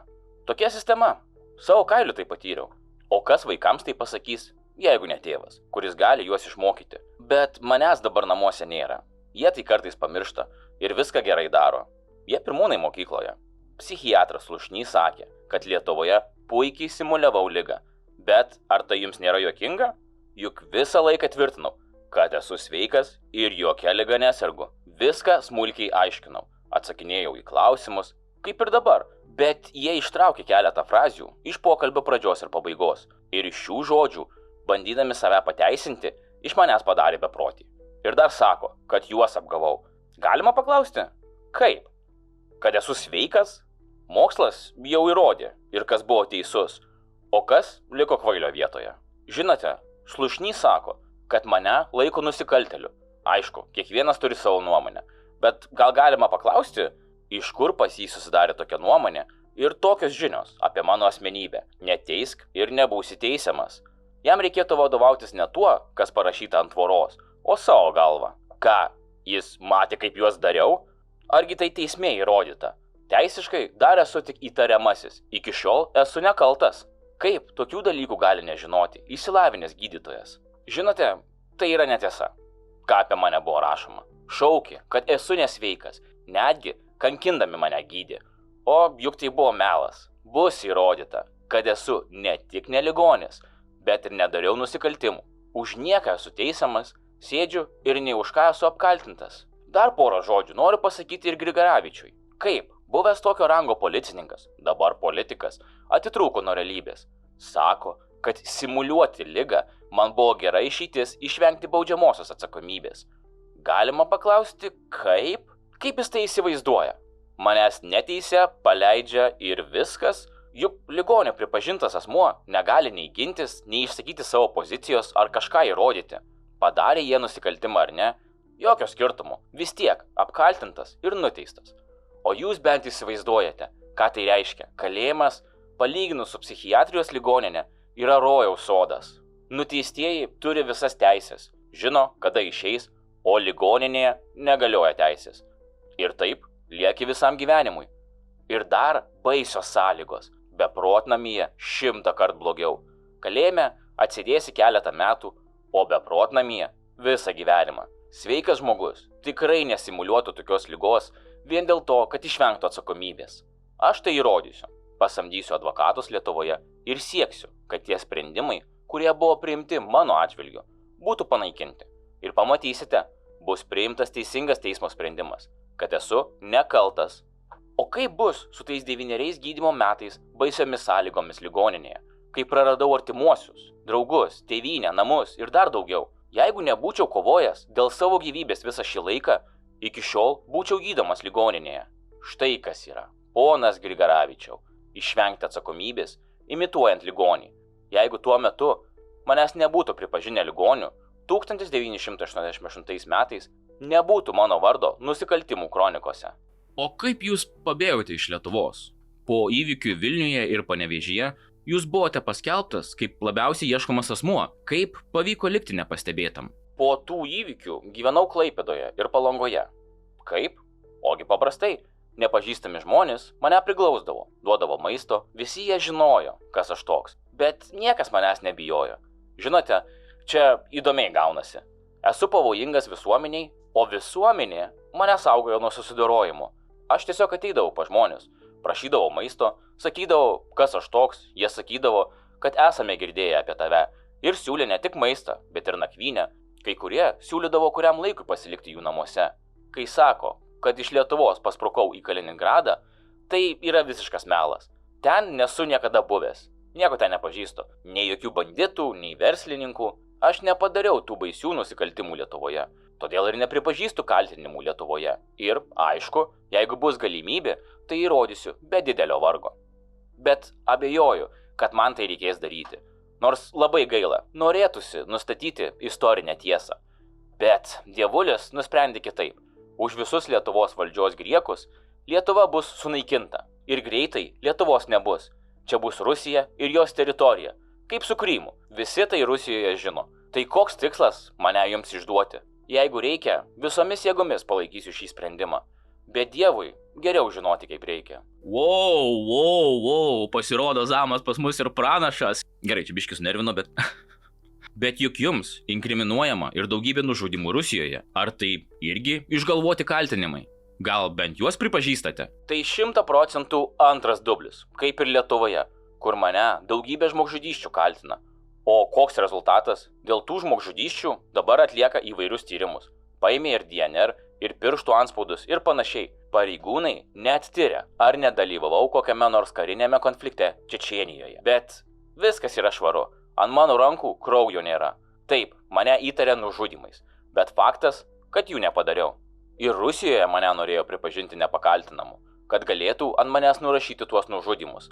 Lygiai taip pat kaip ir Lietuvoje. Nori visas neatskleistas žmogžudystės prikabinti ant manęs. Esą juk sergu, todėl galima kaltinti, kuo nori. Lengviausiai viską suversti ligotam psichui. Jis net gynybos neturi. Jam negalioja jokie įstatymai. Rusijoje taip pat fantastika rašė. Kaltino, vos ne iš komiksų žurnalų, kad norėjau Jekatenburge turtuolius užvaldyti, bet apie tai nekalbėsiu. O plačiai parašysiu savo knygoje. Neabejoju, bus bestselleris. O jeigu trumpai, nieko nežudžiau, net nesužeidžiau, netgi nedalyvavau jokiose muštynėse. Tai, kas yra tiesa, visiškai pripažįstu. O fantazijų ir kita, ne. Jeigu esi kaltas, tai kaip neprisipažinti? Nebijau atsakyti už savo padarytus nusikaltimus. Kitaip, koks būsiu pavyzdys savo vaikams? Jau sėdžiu 14 mėnesių vienas. Visiškai pilna izoliacija. Nuo visko. Dabar jaučiuosi kaip vienuolyne. Kamera yra mano celė. Tai man labai padėjo, nes pats nesiryščiau eiti gyventi į vienuolyną. O dabar galiu tiesiogiai su Dievu pabendrauti. Neturiu jokios šeimos, išskyrus žmoną ir vaikus. Nei Lietuvoje, nei dar kur kitur. Be jų neturiu su kuo daugiau pabendrauti. Žinoma, labai gaila. Mielai su daugeliu pabendraučiau. Dabar toks įdomus metas. Galėčiau daugelį sričių duoti patarimų. Todėl dabar bendrauju tik su tardymo organais, advokatais, žmona, vaikais, nors paskutiniu metu su jais susirašinėju tik laiškais. O iš Lietuvos su nieko. O kaip ketinate įrodyti savo nekaltumą? Bent jau Lietuvoje yra surinkta pakankamai įrodymų, kad nusikaltimai, kuriais esate kaltinamas, turėtų slėgti būtent jūsų sąžinę. Tik teisiniu keliu yra daugiau nei reikia įrodymų. Mano geroviai pasitarnaus įstatymai. Žinoma, jeigu bus vadovaujamasi Rusijos federacijos įstatymais, viskas bus įrodyta, o jeigu juos nebus kreipiama dėmesio, teks su tuo kovoti. O jūs suprantate, kad pagal tuos kaltinimus, kurie jums pateikti, baudžiamasis įstatymas numato labai griežtą bausmę. Žinoma, suprantu. Vadovaujantis teisingumo ir Rusijos federacijos įstatymais, man gresia 2, daugiausiai 3 metai. O juk jau beveik pusę laiko atsėdėjau. Neturiu padaręs režimo pažeidimų, ramiai sėdžiu, todėl jau dabar noriu kreiptis dėl malonės į prezidentą ir nematau priežasčių, kad man ji nebūtų suteikta. Taip, kad kitos pusės man gali net nereikėti atsėdėti. Tuo nuoširdžiai tikiu. Jau kitais metais grįšiu į šeimą ir darbą. Suprantu, kad turiu atsakyti už tai, ką padariau, kad mane nubaus, bet čia už grotų tapau neįgaliu, man sulaužyta koja, už viską, ką padariau, jau atsėdėjau. Viskas yra teisinga, tik su neįgalumu persistengia. Bet tegu čia jau ant pareigūnų sąžinės krenta. Kad mane Lietuvoje teisė už akių, nes pripažino nepakaltinamu ir nuteisė labai griežtai, yra baisu, juk man net nesudarė galimybės įrodyti, kad esu nekaltas. Suprantate, apie ką aš kalbu? Nėra teisybės, kai tave neteisingai teisė ir užčiaupia burną. O čia, Rusijoje, esu sveikas. Kaip tai suprasti? Tiesioginė šio žodžio prasme. Sveikas buvau visada. Ir dabar, ir jaunystėje, kai gyvenau Lietuvoje, bet tik čia nustatė teisybę. Todėl lenkiuosi Rusijai ir jos gydytojams. Nors čia jie nepamelavo ir tuo pačiu mane reabilitavo po 27 metų. O apie Lietuvą to negaliu pasakyti. Jūsų šalyje mano atžvilgiu nesilaikė įstatymų. Aš juk net atvirą laišką nusinčiau vyriausybei, keldamas savo pilietybės klausimą ir nurodydamas apie Lietuvos pilietybės įstatymo 22 straipsnio pažeidimą. Ir tai akivaizdu. Pažeidimas negalėjo man suteikti pilietybės. Jūsų valdžia vėl meluoja ir pažeidinėja įstatymus. Viešai pareiškė, kad jiems nusispjauti į įstatymus. Štai jums ir klausimas. Kaip taip suprasti? Kaip mane pripažino nesveiku, nors buvau sveikas? Kaip suprasti, kad mane teisė nekalta? Kaip suprasti, kad be jokio pagrindo mane dabar kaltina? Ar sutikčiau, kad mane dar kartą teistų Lietuvoje? Aišku, kad ne. Ką man to reikia?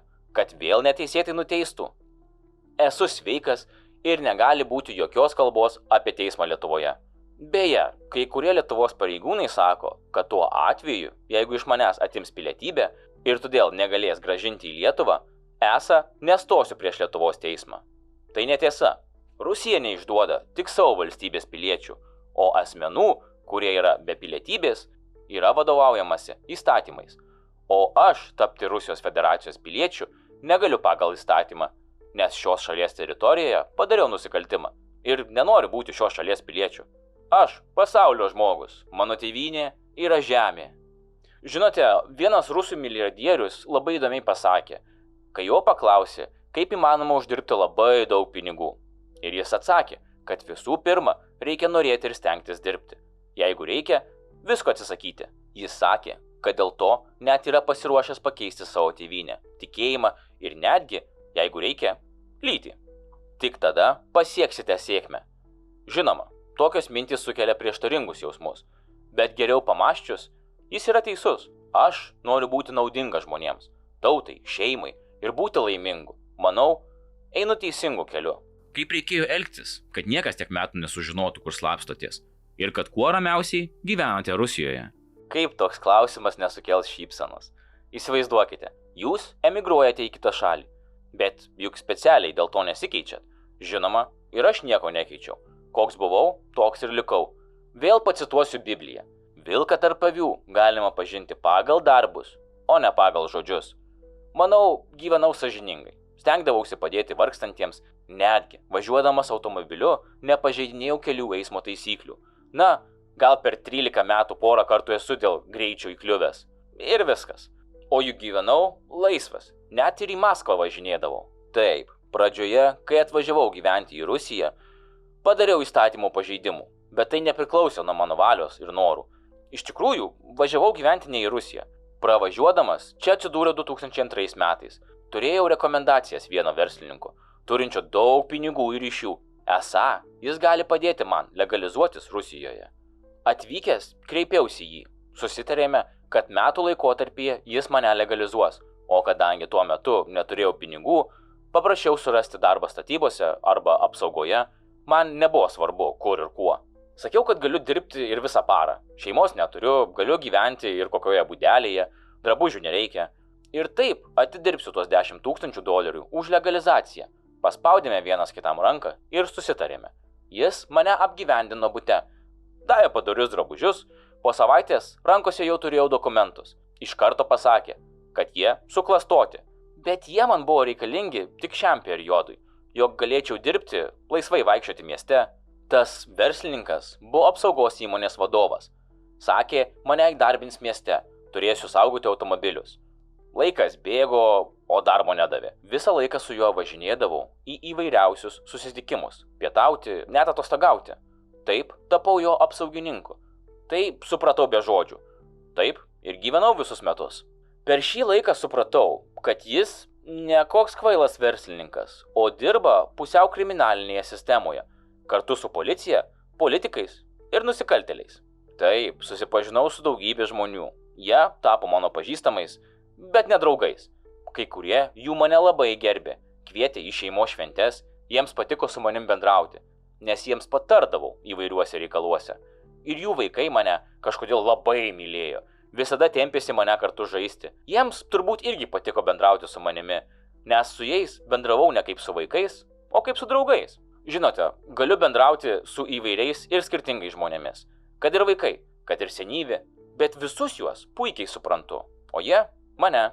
Žinote, tas verslininkas, apie kurį pasakojau, man buvo uždraudęs pasakoti apie mūsų susitarimą ir mane pristatė kaip savo tolimą giminaitį. Daug kartų mačiau, kaip jis yra nesažiningas, o kiti verslą darė sąžiningiau. Manęs dažnai klausdavo, kiek jis man moka. Žadėdavo man mokėti daugiau, kad tik išeičiau pas juos dirbti. Bet nesutikau, negalėjau pažeisti mūsų slapto susitarimo. Šis verslininkas kartais man net pavydėdavo, kad kai kur nors nuvažiuodavome į kompaniją ir visi pirmiausiai džiaugdavosi mane, o ne jį pamatę, ir tai žeidė jo savigarbą. Tie žmonės manim labai pasitikėjo. Jie prašydavo ir pervežti jų pinigus labai didelės sumas, net milijonus. Jie žinojo, kad manimi gali pasitikėti kaip savimi, suprato, jog niekur nepabėgsiu, nepagrobsiu ir niekam netiduosiu, nors turėjau puikią galimybę. Ir kas toliau? Taip bėgo laikas Rusijoje. Po metų ėmiau prašyti mane legalizuoti, nes taip buvome susitarę. Bet jis man pradėjo meluoti. Dėl to mūsų santykiai pašlyjo, dažnai pykomės, nutariau pasitraukti, bet jis ėmė grasinti, kad mane priduos policijai, nužudys, taip pat sakė, kad jam esu skolingas už išlaikymą. Žinote, sugalvojau planą pabėgti ir atkeršyti už apgaulę, nes tuo metu apie jį viską žinojau, net pačias jo silpniausias vietas. Tuo metu jie disponavo labai didelėmis pinigų sumomis, milijonais dolerių. Prie jų turėjau prieėjimą, dalyvaudavau jų pervežime. Prisipažinsiu, nusprendžiau pasimti savo dalį. Už vargovę ir grasinimus. Ėmiau laukti tinkamo meto, kad galėčiau pasimti didelę sumą dolerių ir išvažiuoti taip toli, jog manęs niekas nesurastų. Bet nepagrobėte ir niekur nepabėgote. Nežinau, kaip dabar tai pavadinti. Nutiko laimė ar nelaimė. Miesto šventėje susipažinau su dabartinė savo žmona. Ji buvo garbingų žmonių rate, graži, linksma. Žinote, man buvo keista, kad ji išsirinko mane, juk aš niekas, neturiu nei pinigų, nei stogo, nieko, o ji turėjo turtingesnių jaunikių. Svetlana priėmė mane į savo gyvenimą. Nežinau, gal mane įsimylėjo. Aš? Ne. Gyvenime turėjau daug skaudžių pamokų ir nelabai pasitikėjau jausmais, bet mačiau, kad esu jai labai reikalingas ir nutariau, jog turiu su ją pradėti gyventi. Savo ruožtu ji matydavo, kaip kiti su manim bendrauja, netgi didžiuojasi manimi. Ir štai tada nutariau nenubausti to verslininko, su juo nekariauti, nutariau išeiti, bet tuo pačiu ir sutikti su jo sąlygomis. Kokios buvo sąlygos? Liepė grąžinti pinigus. Aišku, galėjau jų paprašyti pas bet kurį pažįstamą ir jie be jokių klausimų man būtų davę. Kas nors kitas taip gal ir būtų pasielgęs, bet aš neleidau savo pasinaudoti tuo, kad mane gerbė. Su žmonėmis bendravau ne dėl pinigų ir padėties ir jie tikriausiai tai suprato, galbūt dėl to dar labiau mane gerbė. Jie matė, kad man nerūpi jų pinigai, jiems duodavau patarimų nemokamai, ką patardavau, viskas pavykdavo. Už tai jie norėdavo man atsidėkoti, bet atsisakydavau, nes man nereikėjo pinigų. Man buvo gera padėti. Jaučiau pasitenkinimą, kad esu ypatingas, ne toks kaip visi. 2003 metų pabaigoje man teko dalyvauti kaip vairuotojai, vagiant specialią techniką, nes tarp tų banditų nedaug kas ją mokėjo valdyti. Jie nieko nemoka, tik pavogti, apgauti, atimti.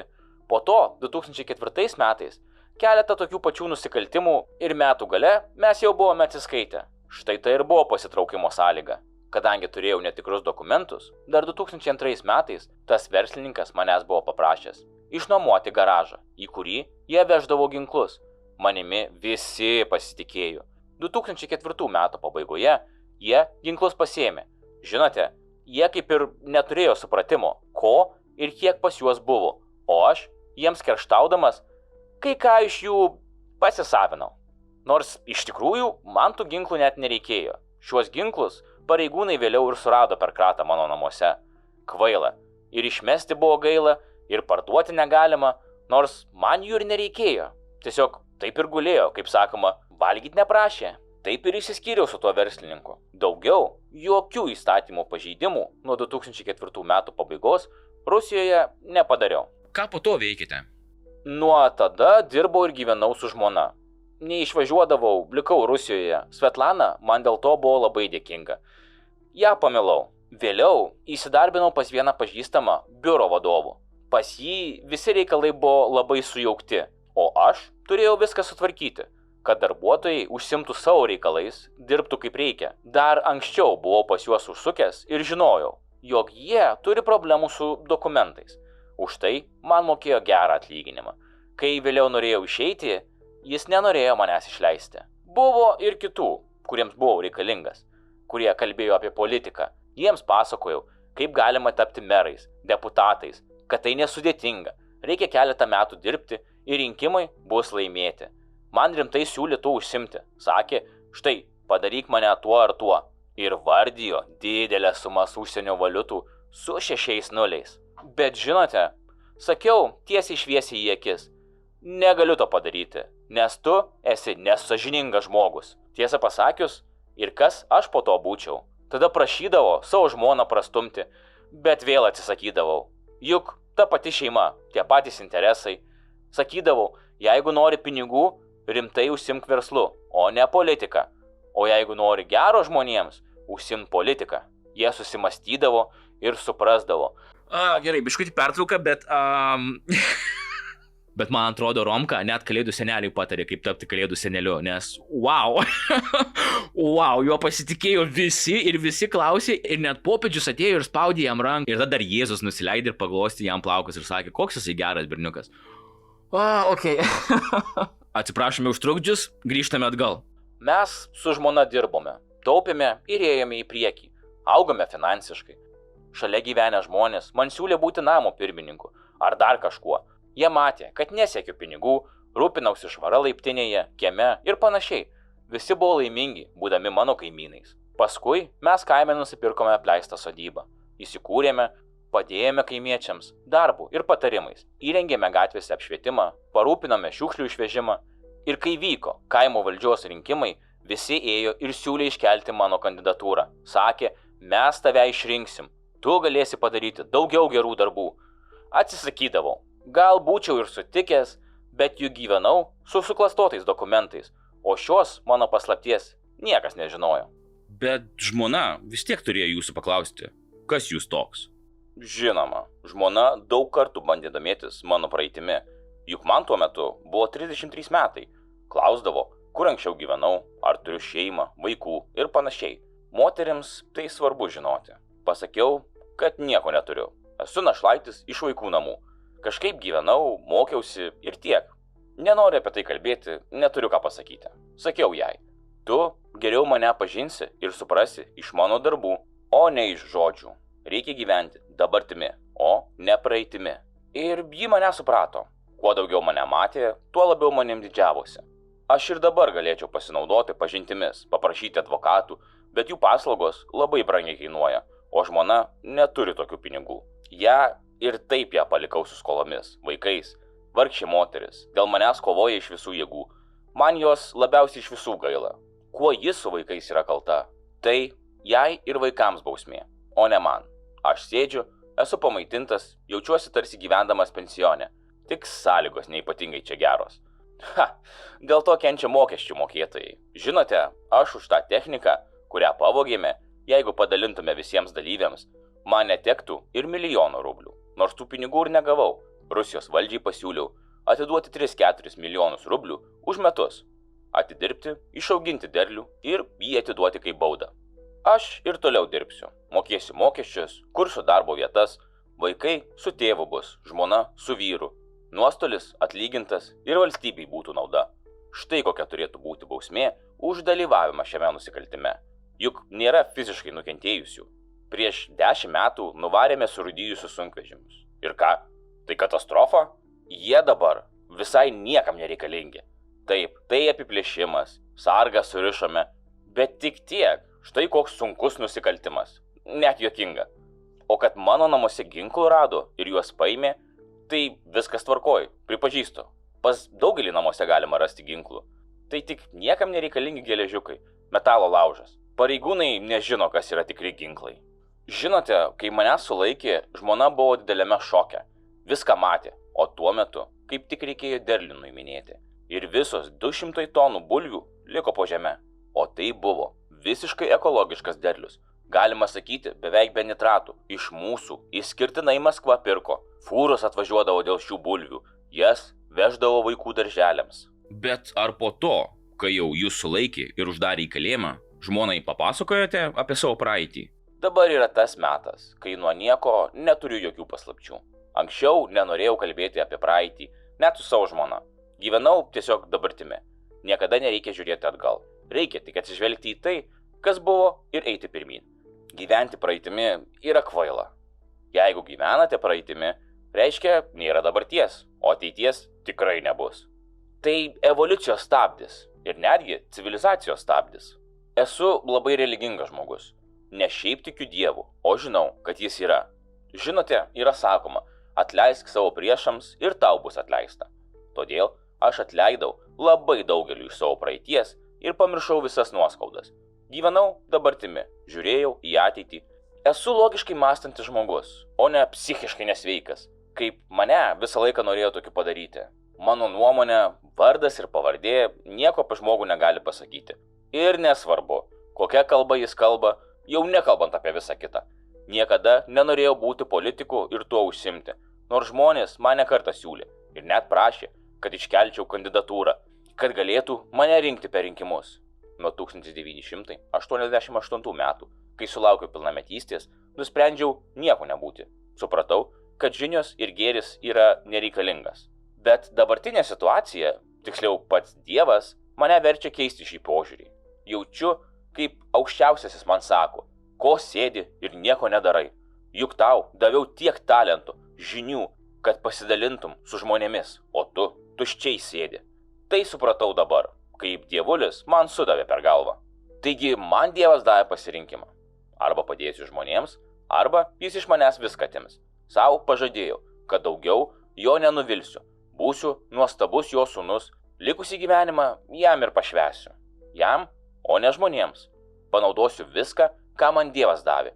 Štai jis man paliko gyvenimą, o aš padarysiu viską, kad jo nenuvilčiau. Kadangi rinkimuose negalėjau dalyvauti su padirbtais dokumentais, dabar dievulis nusprendė mane legalizuoti, kad galėčiau veikti, kad pagaliau galėčiau dalyvauti rinkimuose, kurti partiją, visuomeninės organizacijas ir panašiai. Tam jis ir įrodė, kad esu psichiškai sveikas, jau atsiskaičiau su praeitimi ir mano gyvenime nėra juodų dėmių. Žinote, jau pradėjau veikti. Žmonos paprašiau užsimti visuomeninės organizacijos kūrimu, kuri nesiekdama jokios materialinės naudos padės ginti žmogaus teisės. Kovosime, kad Rusijos federacijoje būtų laikomasi įstatymų. Daug žmonių kenčia nuo neteisybės. Įstatymai, galima sakyti, pastaruoju metu niekam negalioja. Jie, aišku, yra, bet neveikia. Reikia juos reanimuoti. Tuo ir planuoju užsimti kitais metais. Nors ir esu piešiamas kaip demonas. Bet tiek laiko besislapstydamas, juk pagalvojote, kad vieną dieną gali taip nutikti, jog jūs sulaikys ir atsidursite čia, kalėjime, kur dabar gyvenate. Ne, nesupratau. Už ką mane sulaikyti? Už tai, kad Lietuvoje išėjau iš ligoninės, kur neteisėtai buvau laikomas? Ar už tai, kad per prievartą dalyvavau 2 vilkikų nuvaryme? Juokinga, aš ir pats apie tai būčiau pranešęs policijai, jeigu tuo metu būčiau gyvenęs legaliai. Dabar stengiuosi padėti tardymui ir viską papasakoti, bet tardytojai sako, kad geriau nepasakok, to nereikia žinoti, nes mums tada reikės dirbti. Esą tai, ką mes turime, mums pakanka, daugiau mūsų nedomina. Aš net skundus į Maskvą rašiau, kad Jekaterinburgo tardymo komitetas nenori dirbti. Jau sėdėdamas čia girdėjau, kad tik bendradarbiaujant Lietuvai ir Rusijai atsirado galimybė mane sulaikyti, bet tai yra absoliutus melas. Tiesiog Jekaterinburge vyksta valdžios ir turto dalybos. Todėl ir išsiaiškino, kas anksčiau ką buvo apgavęs su pinigais. Ir prasidėjo nešvarūs žaidimai. Netgi tie, kurie dalyvavo tos technikos vagystėje, prisipažino ir išdavė kitus. Štai ir prasidėjo aiškinimasis, kas ir ką padarė. Ir mano buvęs bosas dėl to pakliuvo, o kad gautų mažiau kalėjimo, išdavė paprastus dalyvius, kurie buvo ne prie ko, nedalyvavo pinigų dalybose. Tame tarpe ir mane. Štai buvau nelegalas ir dalyvavau tose vagystėse. Ir viskas. Bet kaip tada policijos pareigūnai jūs surado? Vienas iš tų žmonių, su kuriuo dalyvavome vagystėje, pas mane kaime buvo 2007 metais pasveikinti gimus dukrai ir išdavė, kur gyvenu. Policija tada atvažiavo mane sulaikyti, o mano namas jau buvo parduotas. Bendravau su visais kaimo žmonėmis. Visi žinojo, kad persikėliau į kitą vietą. Mano ūkis buvo visai netoliese. Štai žmonės ėmė ir pasakė, kad pervažiavau čia, į mišką. Ir viskas. Policija parduotuvėje klausė, kur gyvenu. Bet čia įtartiniems asmenims niekas nieko nesako, o netgi atvirkščiai paskambino man ir pranešė, kad įtartini žmonės manimi domisi. Ar tai policija, ar tai dar kažkas. Iki to laiko man jau buvo paskambinęs ir tas žmogus, kuris mane išdavė. Ir žmonai pasakė, kad manęs ieško rimti žmonės. Geriau, tegul išvažiuoja. Bet mes su juo daugiau nebendravome, nenorėjome palaikyti jokių ryšių, todėl žmona pasakė, kad manęs jau seniai namuose nėra. O aš šitai nekreipiau dėmesio, dėl ko manęs ieškoti, juk nieko nepadariau. Ir kai kaimo žmonės pranešė apie šias paieškas, nekreipiau dėmesio. Sakiau, ir gerai, kai suras, pakalbėsime, ko jiems reikia. Man nėra ko bijoti, kuo galėsiu, padėsiu. Ir viskas. Aš net paskui mačiau, kaip surengė pasalą. Ir ten stovėjo svetimi žmonės kaime ar miške iškart matosi. Bet nemaniau, kad jie mane seka. Juk kiek kartų pro juos praėjau, jie net į mane nereagavo. Tuo metu, kaip tik netoliese buvo apsigyvenęs bėglys iš Maskvos. Jis nusipirko daug žemės, pradėjo ūkininkauti, maniau, kad jo ieško. Nes jis Maskvoje kažką apgavo su dideliais pinigais. Todėl iš namų net neįsinešiau ir nepaslėpiau ginklų, nors galėjau. Nieko nebijojau, nes žinojau, kad nieko blogo nepadariau. O su tuo maskviečiu mes buvome labai panašus, atrodėme kaip broliai. Jis irgi buvo su didelė, kaip mano barzda, ir apranga panaši, taip pat ūkininkavo. Kiek teko girdėti iš pareigūnų, tąkart jūsų sulaikyti taip ir nepavyko. Kodėl? Sulaikymo išvakarėse policijos specialusis būrys užpuolė kitą kaimyną, kuris niekiek į mane nepanašus. Tiesiog jo namas atrodė kaip mano, irgi apvalios formos. Ir štai, jie kitą dieną pas mane atvažiavo prie namų ir stebėjo, ar esu namuose ar ne. Puikiai prisimenu, kad tada atsikėliau 6 val. Ryto. Nusprendžiau išvežti šiukšlės savo automobiliu, kurį buvau iš įvairių detalių pats susikonstravęs. Pastebėjau, kad mūsų sodybą saugantys šunys buvo neramus, nors ir nelojo. Supratau, kad kažkas yra miške. Galvojau, jeigu kas ateis, tai pamatysiu. Pasikroviau šiukšlės ir išvažiavau savo keliu. Jie mane prarado, kaip vėliau pasakojo. O grįžau atgal kitu keliu ir pamačiau svetimą mikroautobusiuką. Jis keistai stovėjo, net norėjau sustoti ir paklausti, ką jie čia veikia. Bet pravažiavau. Ir tada pamačiau per veidrodėlį, kad mane vejasi. Išvažiavau į savo kelią miške. Sustojau, matau, jie atseka iš paskos. Norėjau paklausti, ko nori, juk teritorija, po kurią jie važinėja, yra privati valda. Bet vos tik išlipau iš automobilio, prie manęs pripuolė juodai apsirengę kaukėti vyrai su ginklais. Dar spėjau pagalvoti, kad jie suklydo, aš jiems nereikalingas. O kas jie tokie, velnias žino. Žudikai, reketininkai, policija ar dar kas nors. Žinote, pasakysiu atvirai, jiems pasisekė, kad pagalvojau apie nesusipratimą ir šio užpuolimo nepriėmiau kaip pavojaus savo gyvybei. Kitaip, jie būtų ten likę amžinai. Tada juos pamokiau, kad negalima pulti nepažįstamų žmonių. Staigiai sėdau į mašiną ir išvažiavau. Jie šaudė. Supykau, kad gali ir mano šeimą liesti. Tada sustojau, mečiau automobilį ir pabėgau miške. Padariau viską, kad jie nerastų mano pėdsakų. Paskui grįžau stebėti, kas darosi mano kieme. Jeigu jie būtų palietę mano šeimą, jie iš mano ūkio nebūtų išvažiavę. Mačiau, kaip jie su šunimis ėjo manęs ieškoti, bėgiojo po mišką, rengė pasalas, bet šeimos nelietė. Tada supratau, kad tai policija ir pasitraukiau į miestą. Norėjau sužinoti, kas vyksta, ko jiems reikia, kad taip mane užsipuolė. O kaip po to gyvenote tuos metus? Iki to laiko, kai jūs sulaikė Jekaterinburge. Supratęs, kad manęs ieško, išsiaiškinau, kad tai yra susiję su pinigų dalybomis ir nutariau palaukti, kol jie išsiaiškins tarpusavyje. Kreipiausi į pažįstamus, pasiskolinau pinigų, išsinuomojau būstą, nusipirkau telefoną, padaviau skelbimą, kad remontuoju butus, dirbu statybose, na ir panašiai. Kadangi už darbą ėmiau nedidelius pinigus, iš karto atsirado užsakymų. Netgi mėnesių į priekį. Dirbau, jau po mėnesio atidaviau skolą, pilnai save išlaikiau, siunčiau pinigus žmonai, kad ji ūkyje darbininkus samdytų. Juk manęs nėra kam dirbti, o jo neuždarysi. Žmonai pinigų užteko ir pragyvenimui, ir darbininkams samdyti. O aš tik dirbau, nes nieko kitų neturėjau kuo užsimti. Paskui, jau žiemą, žmona užsakymus priimdavo pagal skelbimus. Atvažiuodavau į ūkį, sniegą valiau su traktoriumi, pirkau pašarus, padėjau žmonai. Pavasarį ariau žemę, sodinome daržą, gavau daug užsakymų, todėl turėjau daug darbo. Maniau, kad viskas susitvarkys, o jeigu kas, nueisiu į policiją ir duosiu parodymus. Samdžiau net pagalbininkų statybose, kad greičiau darbus nudirbtų. Net buvau atidaręs paslaugų ir konsultacijos biurą, mokėjau valstybei mokesčius. Žinoma, visi reikalai buvo tvarkomi per žmonos įmonę. Ir vis dėlto, kaip buvote sulaikytas? Apie šį sulaikymą Lietuvoje net legendos kūriamos. Ta diena su žmona ir sūnumi važiavome į miestą pasirašyti keletą sutarčių. Taip pat norėjau nusipirkti savo naujus batus. Kai išėjau iš savo namų mieste, pastebėjau, kad mane seka, bet tuo metu ir pats ruošiausi nueiti pas tyrėjus. Bet kažkaip nepavykdavo. Bet nieko tada nedariau. Galvojau, jeigu sulaikys, tebūnie. Su šeima nuvažiavome, sutvarkėme vienus reikalus, po to kitus, o tų seklių atsirasdavo vis daugiau. Žinote, tuo metu jau žinojau, kad sulaikymo metu mane nori nužudyti. Nesakysiu, kaip ši informacija iki manęs buvo atėjusi, todėl nusprendžiau sugadinti jų planus. Kai išėjome iš batų parduotuvės, kur man batų taip ir nepavyko nusipirkti, lauke nieko nebuvo. Ėjome į automobilį, kai pamačiau, kad link manęs atvažiuoja mikroautobusiukas. Pasitraukiau į šoną. Jeigu pradės šaudyti iš automatų, nenorėjau, kad nukentėtų šeima. Ir štai, durys atsidarė, policija puolė bėgti link manęs, bet mus skyrė apie 15 metrų. Todėl ir aš ėmiau bėgti.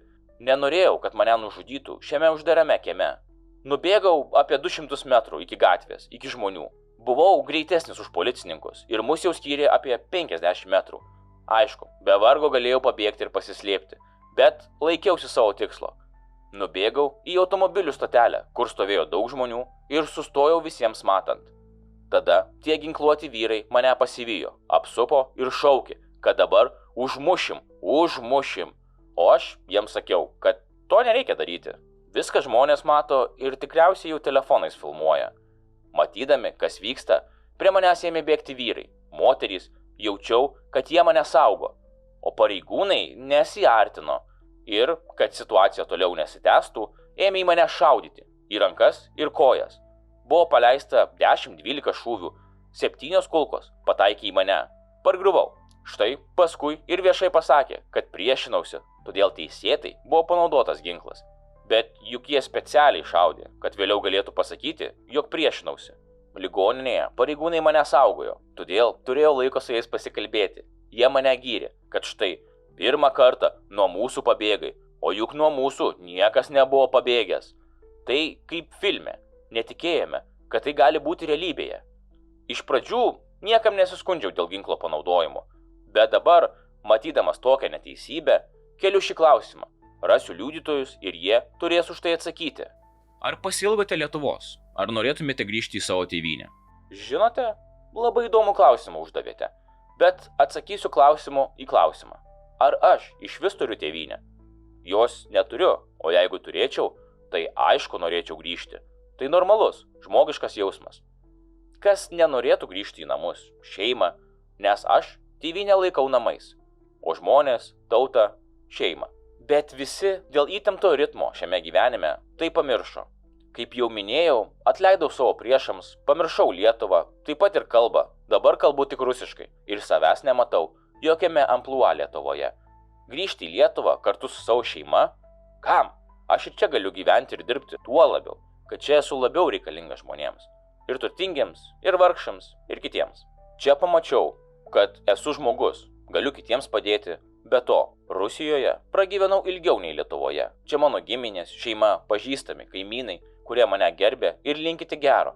Man čia gera gyventi. Nors Rusijoje yra daug blogų dalykų, bet juk galima susivienyti ir stengtis, kad būtų geriau. Tautai nesvarbu. Svarbu, kad leistų gyventi. Juk ir žmonės daug ko nesupranta apie politiką, ekonomiką, daugelį savo bėdų verčia valdžiai. Nors ji nori gero. Taip ir gaunasi. Nesusikalbėjimas tarp valdžios ir žmonių. Esu pasiruošęs būti tarpininku, paaiškinti žmonėms, ko nori valdžia, o valdžiai, ko nori žmonės. Man asmeniškai valdžia nereikalinga, tegu kiti valdo, todėl niekur neketinu išvažiuoti. Čia turiu daug darbų ir reikalų, o apie gyvenimą ir vaikystę Lietuvoje nėra ko pasakoti. Tai tuščias mano gyvenimo lapas. Kaip gyvenate kalėjime? Sėdžiu vienas, nei radijo, nei televizijos neturiu, jau daug laiko net laikraščių nesu skaitęs. Esu įkalintas 4 kvadratinių metrų kameroje. Dėl lūžusios kojos visą laiką praleidžiu lovoje. Dienomis rašau įvairius skundus, raštus, ne tik dėl mano baudžiamosios bylos, bet ir dėl žmonos verslo, taip pat laiškus. Taip pat pradėjau rašyti knygą. Manau, iš šios gausis puikus scenarijus filmui. Jau pamiršau, kaip reikia normaliai bendrauti su žmonėmis. Galiu tik rašyti, daugiau nieko. Dienos bėga nepastebimai. Kai dirbu, pas mane į kalėjimą retai kas ateina. Per dieną tik 1 valanda skiriama pasivaikščiojimui po gryną orą. Ir viskas. O darbo yra daug. Reikia rašyti. Turiu minčių ir dar kitoms kelioms knygoms. Atrodo, visko nesuspėsiu, jeigu kitais metais mane paleis į laisvę, kur gyventi bus gerokai sudėtingiau. Kokia yra didžiausia jūsų gyvenimo klaida? Juk sėdėdamas kalėjime turėjote daug laiko apmastyti ir įvertinti savo gyvenimą. Geras klausimas, netgi pasakyčiau 10 balų iš 10. Ilgai galvojau atsakymą ir supratau, kad anksčiau, kol manęs dar nebuvo sulaikę, į jį nebūčiau galėjęs atsakyti. Manau, kad tada būčiau te pasakęs, kad nei mažų, nei didelių klaidų nesu padaręs. Bet po arešto kardinaliai pasikeitė mąstymas. Pasikeitė viskas. Dabar turiu atsakymą į šį klausimą.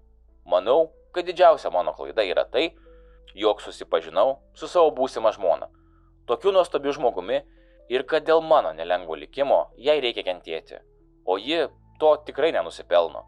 Labai didelė klaida, kad mes pradėjome gyventi kartu. Jeigu būtų galima laiką sugrąžinti atgal, mes negyventume kartu. Gyvenčiau vienas ir viskas būtų gerai, galvos neskaudėtų, o dabar ši klaida yra dar didesnė. Mums gimė vaikai. Tai dar daug kartų liūdniau ir sunkiau. Dėl to savo negaliu atleisti. Niekada nelinkėjau net savo priešams gyventi šitame neteisingame pasaulyje ir kentėti savo vaikams.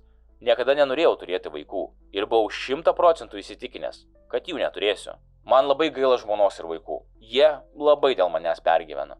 Man atrodo, kad esu paprastas žmogus, o jie be manęs neįsivaizduoja savo gyvenimo.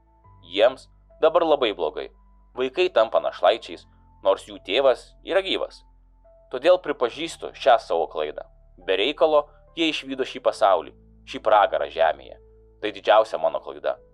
Bet pažadu, vaikus išmokysiu, kad jie daugiau niekada gyvenime nedarytų mano klaidų. Tai kiek psichikos sutrikimų per šį interviu jūs suskaičiavote? Narcisizmas, gabalėlis šizofrenijos, visi jį seka, bet kartu visi jį myli ir visi jį žino. Tiesiog fantastikos kūrėjas. Man įdomiausiai, ar Romas tikrai tiki tuo, ką sako, ar tiesiog bando pilti š, kaip ir visada.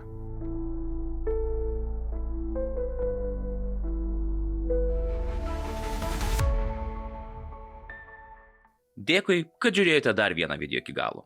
Jūsų laikas ir palaikymas man visada reiškia labai daug. Taigi, vienas ieškomiausių nusikaltėlių Lietuvoje. Policijos siaubas, tėvas, viskas viename. Fantazuotojas, pasakotojas ir gerietis. Va toks žmogus yra mūsų Romas Zamolskis. Net nežinau, ką pasakyti. Tai turbūt viena keisčiausių istorijų, apie kurią kalbėjau. Lietuvos policija tiesiog nesugebėjo su juo susitvarkyti. Ačiū Dievui, kad bent rusai sugebėjo pagauti. Na, o kokia jūsų nuomonė apie šį nusikaltėlį? Ar Romas geras mylintis tėvas, kurį reikia rinkti į rinkimus? Ar vis dėlto šaltakraujis žudikas su dalelė šizofrenijos? Kaip visada, norėčiau išgirsti jūsų nuomonę. Jei norite uždirbti karmos taškų, paspauskite patinka, užsiprenumeruokite ar net pasidalinkite video su draugais.